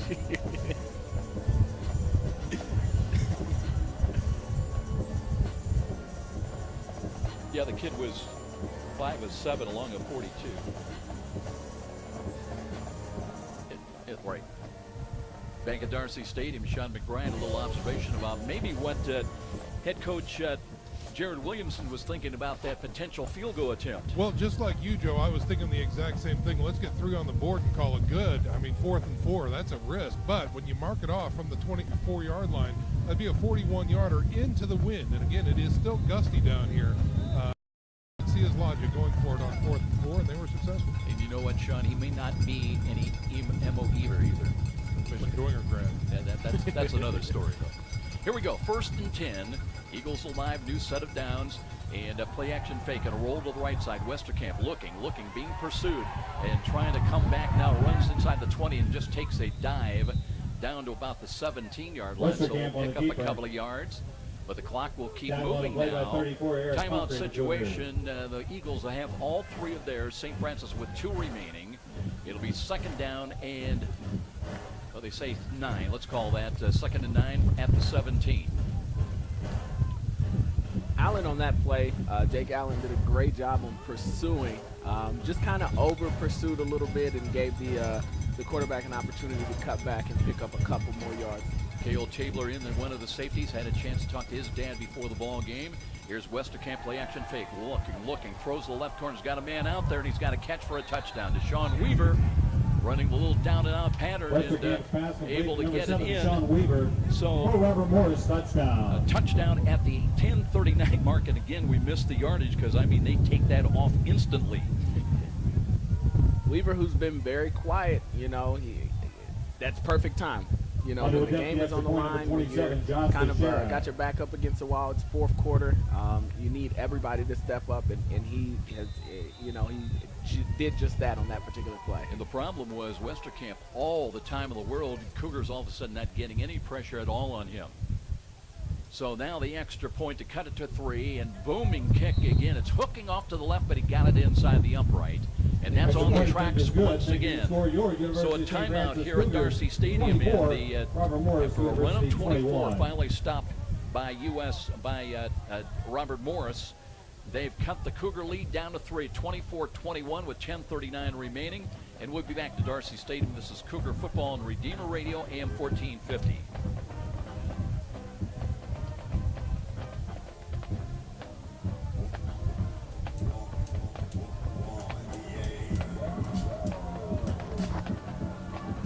That was a 14-yard touchdown. Well, wish these things were touchscreen. Yeah, we're not getting the quickie stats today. Right. 27, John Teixeira to kick off for Robert Morris. For the Cougars, number 81. Well, the Cougars, it's always interesting. 24-21 now. And it'll be Robert Morris kicking away from left to right. Look at the trees turning, yes, pretty colors, but not so pretty. The wind, it's a crosswind today. It's affected both teams at times. A bunch lineup by Robert Morris. Will they try to go onside here? Now they split out of that, out of the huddle. And Teixeira's going to use a holder. Cougars got Appens deep inside the 10. Keem Kilsaw also back inside the 20. And quite frankly, with winds like this, you never know what to expect. A high ball that's backpedaling and taken at the 10. Return 15, 20, 25, and not much there. You got to hold on to the football, and USF will start first and 10. Appenzeller on the return. And here we go now. 10:32 remaining in the long time. And Wes Hunsucker has played a lot and played well. Most of the stage of this ball game has got to engineer some success with getting at least first down to protect that 3-point lead and add to it if he can. Yep, I realize that we're about to go out on offense, but I was down here looking at the defensive side of things, and Coach Donnelly looked really frustrated with his defense. I'm probably sure the words that he's using over there to kind of get him excited and get him back in the game, so that they can get out of here with the W. A couple of Seths come into the ball game for St. Francis. Seth Stewart up on the right wing, Seth Coate to the left side. Here's Hunsucker being pursued, throws it away, and got rid of it. He was out of the tackle box, no penalty. That time just did not have time for that play to develop and for him to find any open receiver. Hunsucker's pass incomplete, brings up second down and 10. It took just scant seconds off the clock, 10:25 remaining. Now Monte McDowell will check into the ball. Now there's a late penalty flag, and penalty marker on the that's in the field. vicinity of the Cougars' backfield. What's this about? Mark Gilpin threw that penalty. In on that particular tackle was, or at least getting pressure, was Alexander Spananos, 6 foot, 240-pound junior. You know, they may rule that illegal substitution. I don't know. We have not had any ruling from Mark Gilpin. Intentional grounding. Oh, wow. Offense. There's no receiver in the area. He was out of the tackle box, wasn't he? Next down will be 3. Wow. That is a very, very, very late call by Mark Gilbert, who threw that flag. So it's a loss of down and a loss of yardage with 10:25.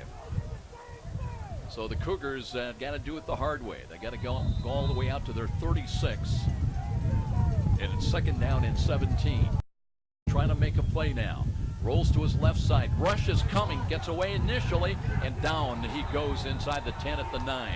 And again, Alexander, outside backer, Spanos, is in on that particular tackle. I don't know what happened, but it looked as though Harris got a hand on him, but didn't get enough on him. So one thing that, you know, young guys aren't used to is picking up on that speed and making sure that they fill those holes. And you know, he's again new, and he hasn't gotten a lot of playing time, but you know, being able to pick up coverages and being able to pick up blocks is going to be key to his success. It has been a roller coaster ride here today. Here's a screen, middle screen coming up, not much there. They've got a completion up to just the 14-yard line. So that was Matt Knoll on the catch, but again, it'll be fourth down and very, very long. Brought down by 15, fourth and 21 at the 15-yard line. So Colin Carmen hoping for the kick of his life now. He will kick it from about the goal line is where he lines up. He'll run up to it, hit it about the 5. Needs a good snap here now. And one back and punt return. They're trying to get pressure on the kick up the middle. Now they block and set up the return. Here's the kick away. Got the spiral. That backpedaling, and Deshaun Weaver bobbles the ball, lost it. Free ball, picks it up, runs to the 40-yard line and gets out of bounds. Bumped out of bounds there at the 43. So nearly disaster for Robert Morris. Deshaun Weaver fumbled the ball, got it back though. And very good field position now for the Eagles, and a touchdown. They can take the lead back. 8:57 remaining in this ball game. And St. Francis has been struggling to get pressure on Westerkamp. That'll be the main objective once again as we go down to Sean McBride. Well, I tell you what, Joe, both of these squads, offense and defense, look flat at this point because, again, it seems that the energy from the offense translate. The defense let Robert Morris all the way down the field and scored. The offense went 3 and out with a sack, and now here they are on defense again. Roller coaster ride, as we've said, for both teams here today. Westerkamp out of the pistol, looks to Wims, wants to run to the right, looking for some running room. There's a penalty flag, and it will have a gain up to about the 47. This may be coming back, but again, we'll wait and see for the officiating crew to sort things out. Clock at 8:50 right now. Play by 40 Zach Bruce and number 31 Kyle Mathewson. And that's a penalty against Robert Morris. They've not had many today. Looks like it may, they're signaling a chop block there again. So the officials, the umpire is going to mark off that yardage, but he's trying to figure out where he wants to mark it off from the 44. And he'll take it back to the 30. Chop block. That's a big penalty. Back inside the 30 to the 29-yard line. Well, Joe, I understand why people chop block. You know, being 5'5", 160 pounds when I was playing. But you got to realize, you know, when to chop block, where you're at, so that way you can do it and not penalize for it. That's the second one today, I believe. First and 25 for the Eagles. Now a shotgun formation. Protector to the left of Matt Westerkamp. Wants to throw. Short drop rush is coming. He screens the ball. That's picked up. And Sims is leveled in the mid. That was Jarrell Holman with an open field tackle for a big loss inside the 25, back at the 23. Joe can get excited. I think when I get excited, I get overexcited, so I try to keep everything inside. But if I can paint you guys a picture, just imagine somebody catching the ball, and as soon as they turn to catch it, you're getting exploded by a guy that's probably your same size, and you're getting lifted off your feet. That's what Jarrell Holman did to Wims out there, and a beautiful tackle. Holman, I should say, 5'9", 173, and he got every bit of that 173 to Wims. Second down and even longer, second and 31. Westerkamp steps up, wanting to run, got a running room now. And Mathewson hurried to the spot and drops him back Well, they're going to mark that ball up at the 22. I didn't think he got that far upfield, but it'll bring up third down and still about 32. That's a loss of another yard. I don't want to take anything from Matheson. He's done a great job, but I think that particular tackle was made by Keith Harris. He's up third down and 32. Who has also had a pretty phenomenal game today, too. So now, third down and 32 with the ball back on the 22-yard line. Eagles going the wrong way from their standpoint. 24-21 USF by 3. So they've got to get all the way out to about their 44-yard line, just across the 43 on this snap. 3 wide to the right, 1 wide out to the left. And here's the quarterback drawn by Westerkamp going nowhere. Maybe gets out to the 24, that's it. They didn't want to risk a turnover, and they'll play field position, try to kick the ball away with under 7 minutes remaining. Brings up fourth down. Aaron Knight, who has been a part of the second touchdown for USF in a couple of different ways with a great punt return, and then on the succeeding play on a touchdown catch from Wes Hunsucker. And to Sheriff back at the 10. And hits it high, wobbly ball. Not going very far. It'll hit at the 45, takes a high bounce, and it will come back, and Robert Morris will down it at about their own 47-yard line. So St. Francis, excellent field position. Now, again, the objective, run some time, get some first downs, and put this game away with even a 3-point victory. You know, you got a close ball game here. We were doing a little research. Robert Morris this year, they come in with a record 7-3. 5 of their games this year have been decided by 7 points or less. They're 3-2 in those games. And the 2 losses, they've lost them both by a total of 5 points. And they're staring at another tough loss potentially here today on the road. Hunsucker ready to put the play into motion now. Play clock at 13. As the snap, looks to hand it off. There's an off-tackle run to the 45-yard line. Aaron Harris, the ball carrier. Aaron Harris has been doing all the ball carrying since Nicodemus ran well in the early stages of the ball game, but then went out. And it has been a hard luck year on USF running backs this year. Antoine Campbell out with an ACL tear. Garrett Harvey last week with an ACL tear. Gone for the year. Short drop. Throw. No, Hunsucker looks over the middle's got a man and missed him. Middle of the field, it was wide open. Diving down Aaron Knight and may have hurt his wrist a little bit, his left wrist. So now it's going to be third down and 7. Wind might have taken that ball a little bit and sailed it. Clock is stopped with 5:59 remaining. Well, the door is open for either team to come away with a win. Right now, USF has got the edge, and there was a blitz coming defensive left side, but still 15 on the play clock. Wes caught it, checked off. He's got 2 wide either side of the field. Play clock at 7. Now motion by Kelsaw to the right. Hunsucker looks that way, throws the ball. He's got a diving attempt at it. Did they get the ball? And he holds on. That's Aaron Knight, and he had to lay out for that ball and holds on. He caught it in his fingertips, Daniel, and I thought the ground might have wrestled the ball away. Well, you were following the ball. I happened to follow Little Campbell, and he did a phenomenal job of getting a block to allow Hunsucker to have time to get that pass out there. So good job on that. 5:39. They want to run the ball with Harris, and Harris, there was penetration behind the line of scrimmage. Also a penalty flag on the near sideline. And you got to believe maybe procedure against St. Francis is going to back them up, but it will at least keep the clock running. Ball was at the 33-yard line of the Eagles, and they're pointing the black and silver's way. Mark Gilpin, the referee. Will they take the play? It was a loss and bring up 2nd and 11. It looks like they're decline the penalty.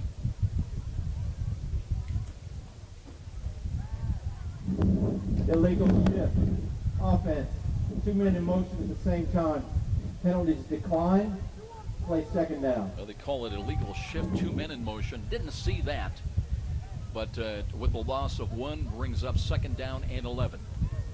5:33 on the clock. 24-21. USF by 3. Now the Emerson Eber field goal is the difference in this ball game.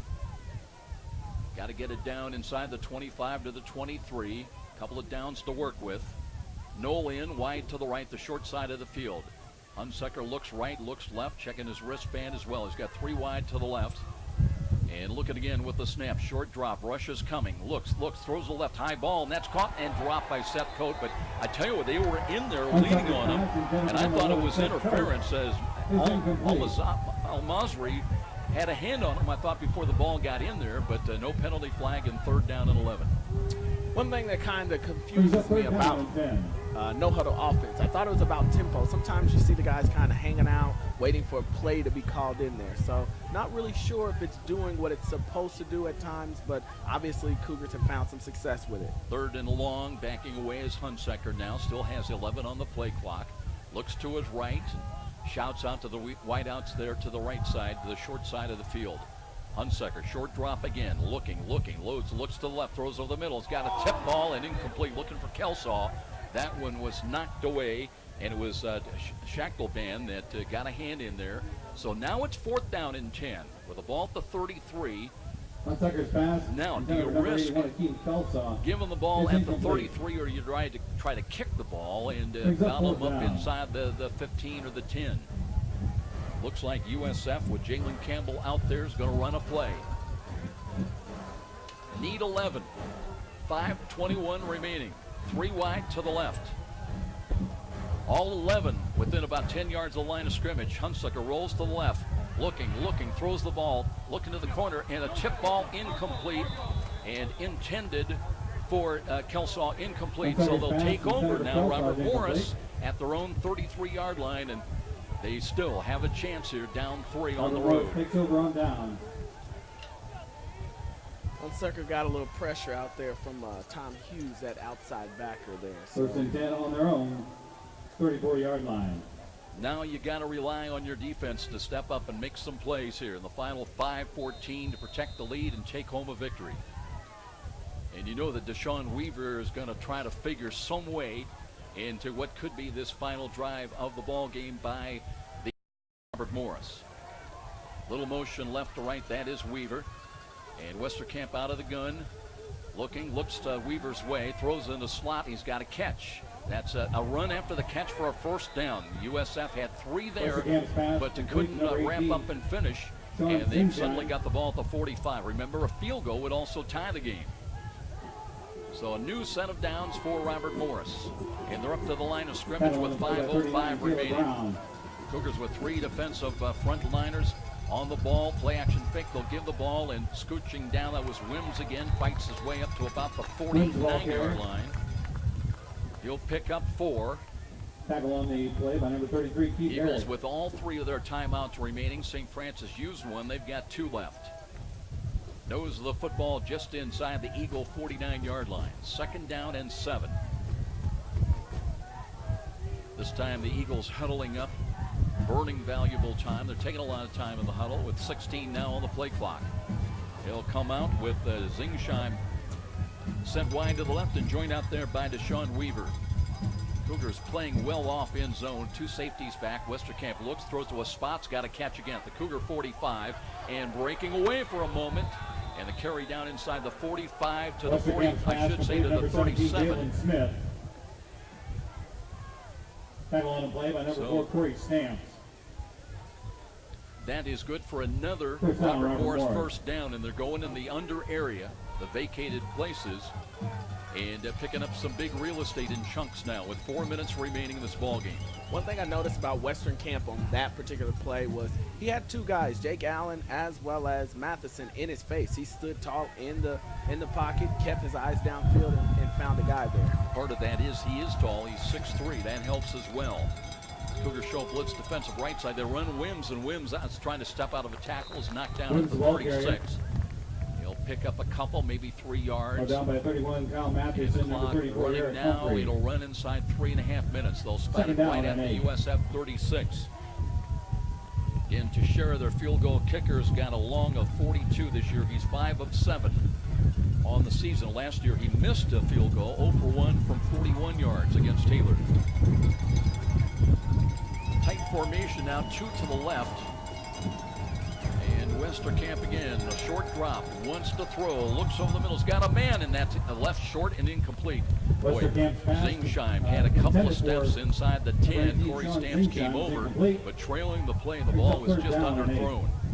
I think what Stamps does is something like my brother used to do, is bait them in a little bit so that way they throw it your direction so you can patch your stats a little bit. But I know Stamps is a legit, 4-3, 4-4 kind of guy, so he has that recovery makeup speed if need be. Just hate to see a 6'4" guy behind him. Third down and 7. Westerkamp again, this time out of the gun. 2 protectors either side for maximum protection.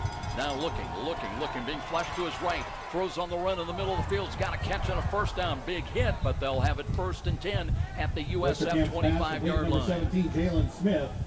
Jalen Smith on the catch, and again, able to free 39, himself all Caleb alone Brown. in the middle. And now with 2:54 on the clock First is down, moving. Robert Morris. Touchdown gives them the lead. Right now, Robert Morris on the road, down 3, 24-21.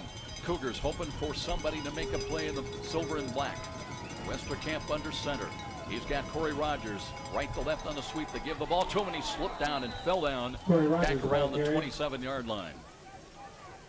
That'll keep the clock moving with 2:30 remaining. Brings up 2nd down. And right now, the Eagles not willing to use one of those valuable timeouts. They've got all 3 remaining. It'll be 2nd down and 12. A loss, big loss back outside of the 25. They are within field goal range again if you consider the wind being a factor. Reddick in wide to the left. And they'll have Zingsheim in, split wide to the right. Normally a tight end, but it's 6'4". Split wide out and a play action fake on the reverse. They've got Deshaun Williams being chased and lost yardage back around the 20. Took a big hit. Deshaun Weaver, the ball carrier. Cougars stayed with Deshaun Weaver and did not allow him to get outside. They sniffed that play out pretty quickly. As soon as they saw that ball coming back the other way, I believe it was Holman and Terrell. I'm sorry, Brown and Harris that smacked him as soon as he hit that sideline.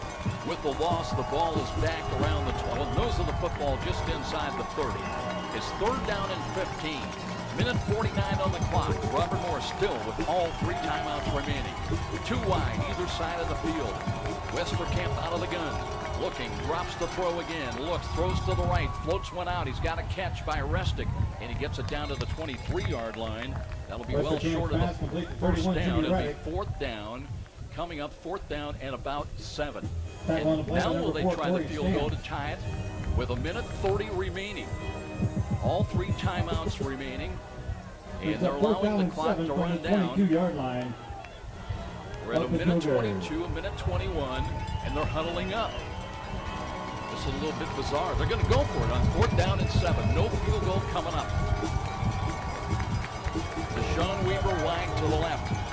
Zingsheim out there as well.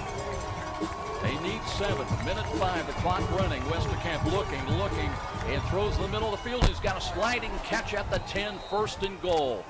Wide open in the middle of the field. That was Zingsheim. Just turned around, settled down, and they'll keep the drive alive. They're trying to win the game. No field goal to tie it. Caleb Brown, 39. That's how you separate the men from the boys.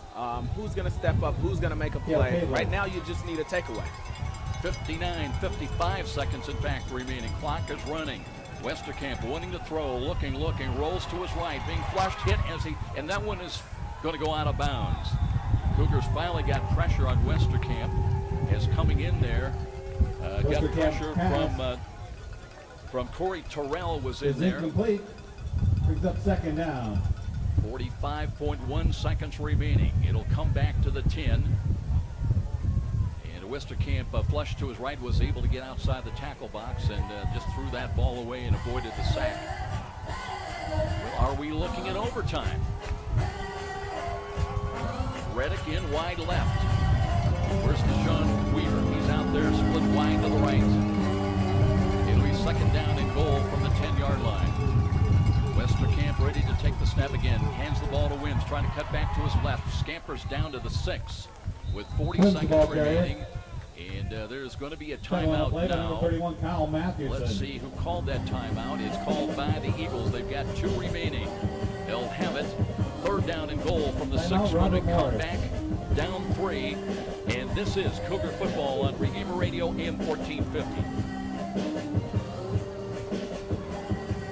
Yeah, good choice. We'll save that 60 for the end of the game. the last time they've ever been in overtime? I mean,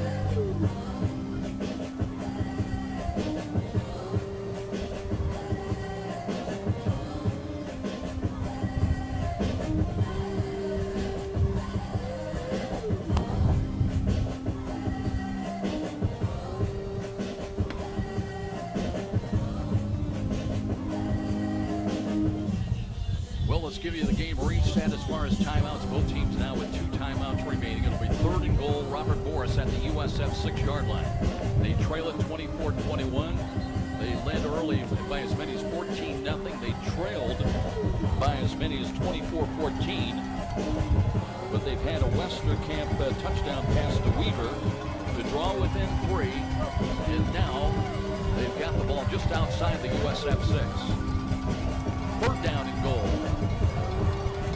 Weaver splits wide to the left side. Cougars with all 11 men now within about 10 yards of the line of scrimmage. And Westerkamp out of the gun. Short drop, looking left. No pressure on him. Throws the left corner's got a man. Easy grab for a touchdown. Touchdown, and they've got the lead with 33.9 seconds remaining. 10-yard touchdown pass, and all alone with a receiver in the left corner of the end zone, and advantage Robert Morris by 3. Westerkamp's pass complete to number 9, Tyler Warden. Warden with the second touchdown catch of the ball game. On to attempt the extra point, number 27, Josh Teixeira. 33.9 seconds remaining. that situation, Cougars, somebody lost sight of their guy. So hopefully, you know, it's been different things happen throughout the course of this game. So it's definitely not over yet. Here's the extra point attempt, and that's boomed up on the way and good.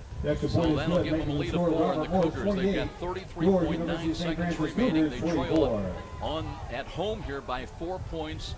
They have 2 timeouts remaining. We'll keep things right here. And you've got to dig deep right now. They've made plays. Remember, they had a total of 14 points scored in the final 111 of the first half. They need that lightning strike capability coming up here in the dying moments of regulation.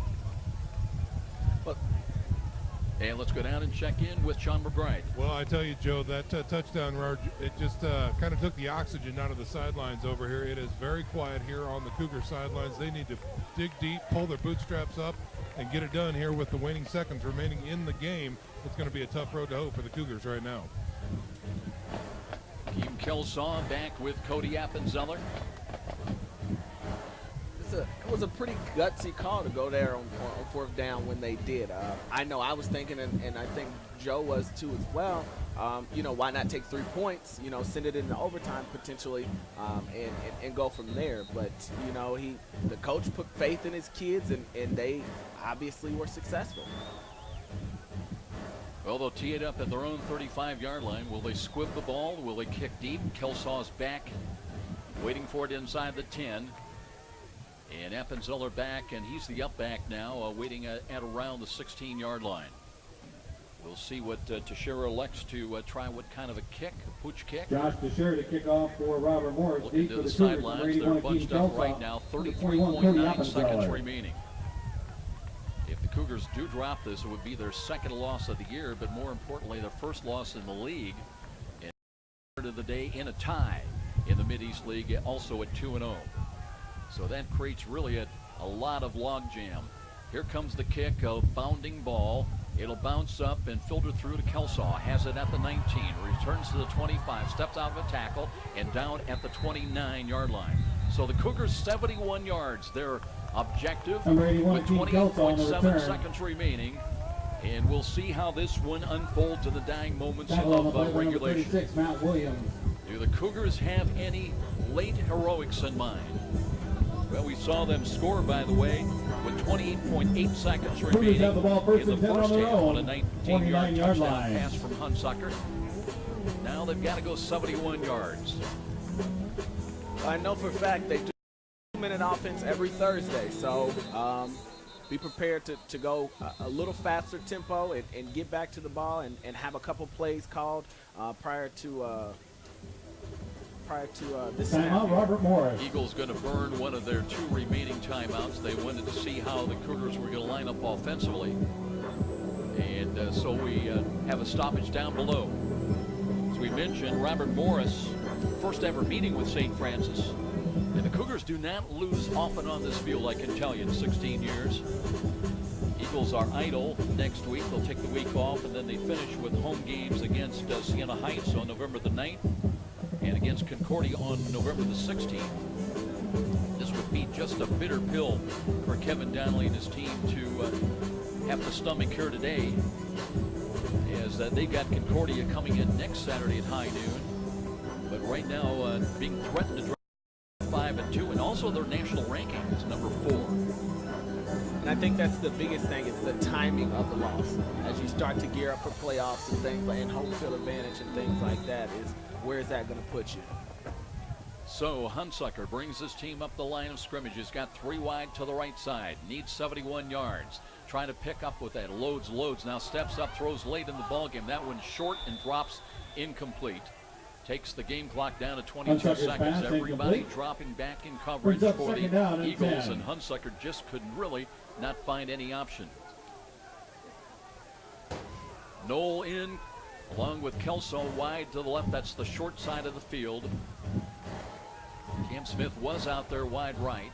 They've got 3 safety men out there right now. Hunsucker looking, throwing the fade near side, and that one is nearly picked off. Kelsaw held up in the route, Hunsucker's pass, and the pass continued on, weaving at it. It was Brings up incomplete. 3rd down and 10. Jeremy Robinson closest to it. But now you're down to your last couple of snaps, and there's not been much in the offing presented defensively by Robert Morris the last 2 snaps of the ball. Aaron Harris is in there, the running back, but you need a first down at least. Trying to get out to the 39. Hunsucker checks off, flush to his left, loads, throws, set code with a riding. Boy, I tell you what, they were on him again Hunsucker's before I pass. thought the ball got in Complete there. to 81 to Keith That was Kelsaw. Emminger's got an interception today, and it'll bring up 4th down and 3 with 7 seconds remaining. So you Timeout, might be Cougars. down to your final play of the ball game here, needing at least 3 yards. Cougars take a timeout. They have 1 remaining. Robert Morris is only bringing 3 guys, so they have everybody drop back in coverage, which is, smart, because this is the last possession of the game. So, I look for Hail Mary. If they get another play, another Hail Mary, and seeing if they can get somebody to get it in the end zone. But they've got to be quick Hail Marys, because you've only got Exactly. 7.7 seconds remaining, and you're still with some 64 yards away. So we'll see, is this the final snap of the ball game? As Hunsucker, it'll be an empty backfield, 3 wide to the right. And if you got a 64-yard play, time to draw it up. 3 safeties back, waiting at the Robert Morris 49. And Hunsucker rolling to his right, looking, wants to come back and throws as far as he can down the middle. It'll be a bunch lineup, and the ball is tipped and grabbed by Robert Morris, and they've got the ball and they've got the game. As time runs out, and they'll win this ball game at 28-24. So the Eagles, with the biggest win of their young career, they've only been playing college football for the last 3 or 4 years. Hunsucker's And they pass come- is intercepted. The final score, Robert It Morris, will be a 28. 28-24 final, University and of the St. Eagles Francis with the Cougars, win, they'll raise their record to 24. 6-3. The Cougars drop a tough one here at home. They fall to 5-2. We'll be back with our post-game Fans report would like to and tell you all about offer how it special happened thanks for our when USF we return Cougar to Darcy supporters, Stadium. Fort This Financial is Credit Cougar Union, Football and Redeemer Physicians Radio Health Plan AM in Northeast 1450. Indiana. Fort Wayne Orthopedic, Lembrook Dodge Chrysler Jeep, Now, Lembrook Hyundai, Three Rivers Federal Credit Union, and Wells Fargo Insurance I'll save Services. you from that. Glenbrook, and then the post-game open will have 1 spot remaining. I won't be long.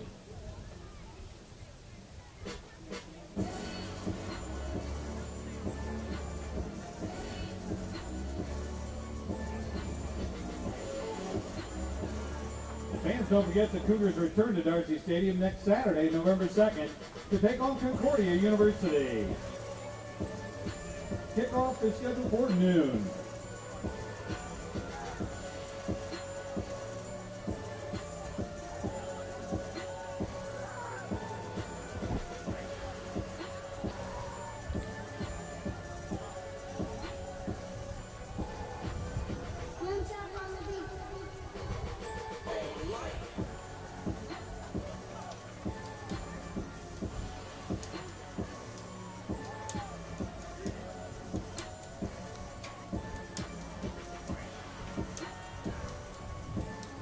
back at Darcy Stadium. I'm Joe Parson, joined by Daniel Carter. Sean McBride's been with us all day down below as well, and it's been a roller coaster ride for the Cougars today here at home.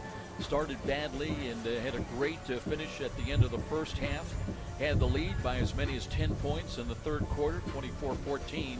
But Robert Morris never went away. Cougars had some pressure, had some success defensively, and it all went away in the fourth quarter as the Eagles manufactured a couple of late touchdowns, and they win this ball game and come from behind fashion in the final seconds, 28-24. Line score of the ball game, the Eagles led 7-0 at the end of the first quarter and looked prepared like they were going to take a 14-0 lead into the halftime dressing room, but the Cougars got a couple of scores, one of them keyed by a block punt by Carrington Thompson, gave him possession at the Robert Morris 32-yard line. That set up a Wes Hunsucker touchdown pass to Akeem Kelsaw, good for 12 yards at the 1:11 mark. That cut the lead in half at 14-7. And then after a punt that Aaron Knight played perfectly, waited for a high bounce, and then returned it all the way down to the 19-yard line for Robert Morris. And with 28.8 seconds remaining, it was a one-touchdown play, one pass play, touchdown, good for 19 yards, and Hunsucker, who else? We go right back to Aaron Knight. Eber with the extra point conversion. We were tied at 14 all.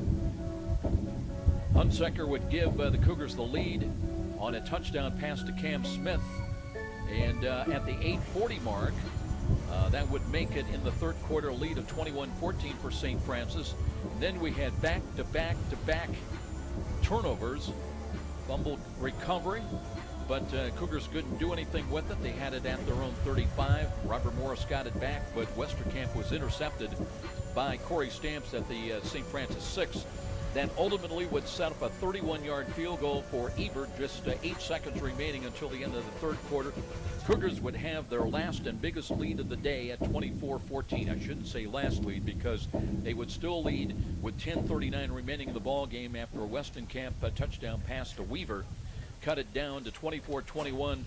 But then with a fourth down stop on USF, the Eagles took over at their own 33-yard lines, and they were able to work the clock, pick up first downs, and it set up a 10-yard touchdown pass to Warden, his second touchdown pass receiving of the ball game, with 33.9 seconds remaining to share the extra point, an advantage, and game set going to Robert Morris as they win this ball game 28-24. So with the win, Eagles go to 6-3. They're idle next week. They're really enjoying this victory. Why not?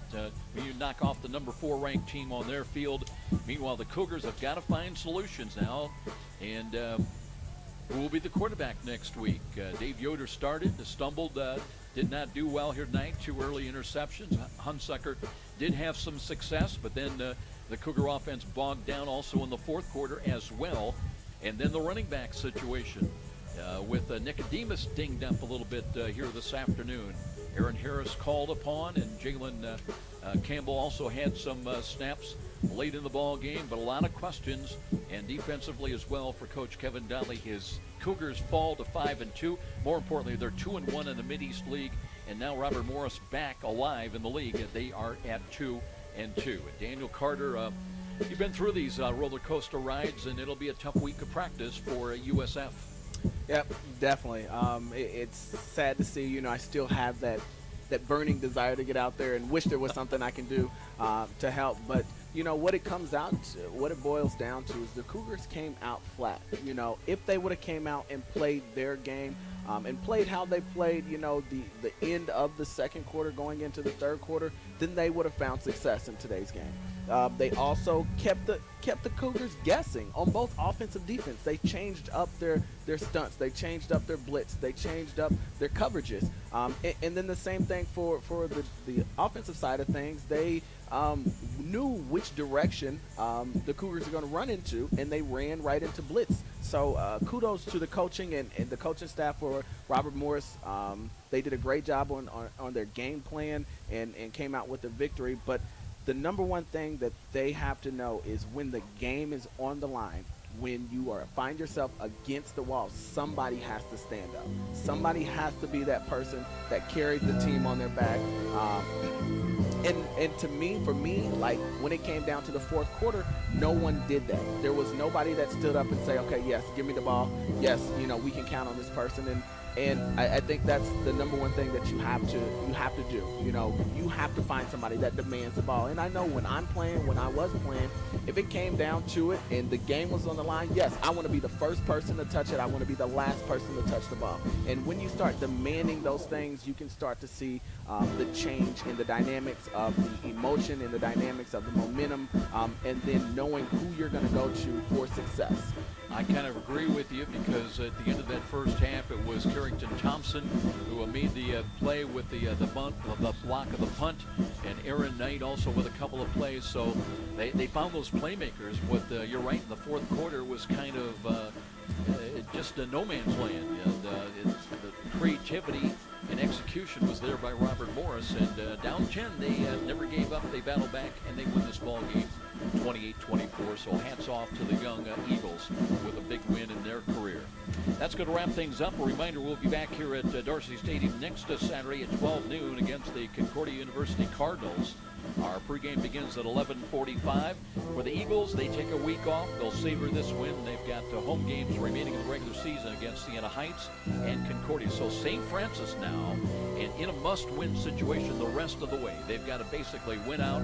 And looking down the road, they've got an important games really, Daniel, with both Taylor and Marion coming up. And Marion sat atop the Mid-East League also in a 2-0 tie, so that becomes a must-win game looking down the road. But now every game is must-win from here on out. I definitely agree with you, and I kind of expressed it as we were wrapping up. It's not the fact that they have taken a loss, but the timing of the loss. Had it been earlier in the season, like with Grandview, then it wouldn't be as much of the issue. But now you're starting to figuring out who's winning conference, what positions people are going to be in for playoffs and things like that. And they are, these are must wins. There's no doubt about it. I can reflect on my last season. How we came off a loss to St. Xavier, went into the game against Taylor, and was ranked, I believe, number 11 or 12, and then actually fell just short of the playoffs with that loss, being ranked at number 17 instead of number 16 to get into the playoffs. So yes, these are very important games the next few weeks, and I'm sure Coach Donnelly will do a great job in expressing that and make sure that each time that they come out to play, that they don't come out like they did today. Got to know what the stakes are, and Coach Donnelly will certainly get his point across as he has the unique ability to do all this week in the week of practice. That's going to wrap things up here from Bishop John M. Darcy Stadium. And special thanks to our studio producer. His name was Robert Scorin today. For Daniel Carter and Sean McBride, my name's Joe Parson. Till next Saturday, so long, everybody. Thanks so very much for listening.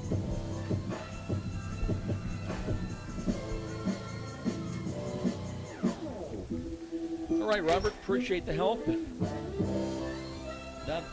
Not a good afternoon, so have a good weekend, what's remaining, and we'll talk to you next week.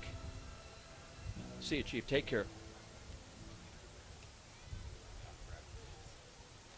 And grab that banner, too, if you would. We'll start the teardown.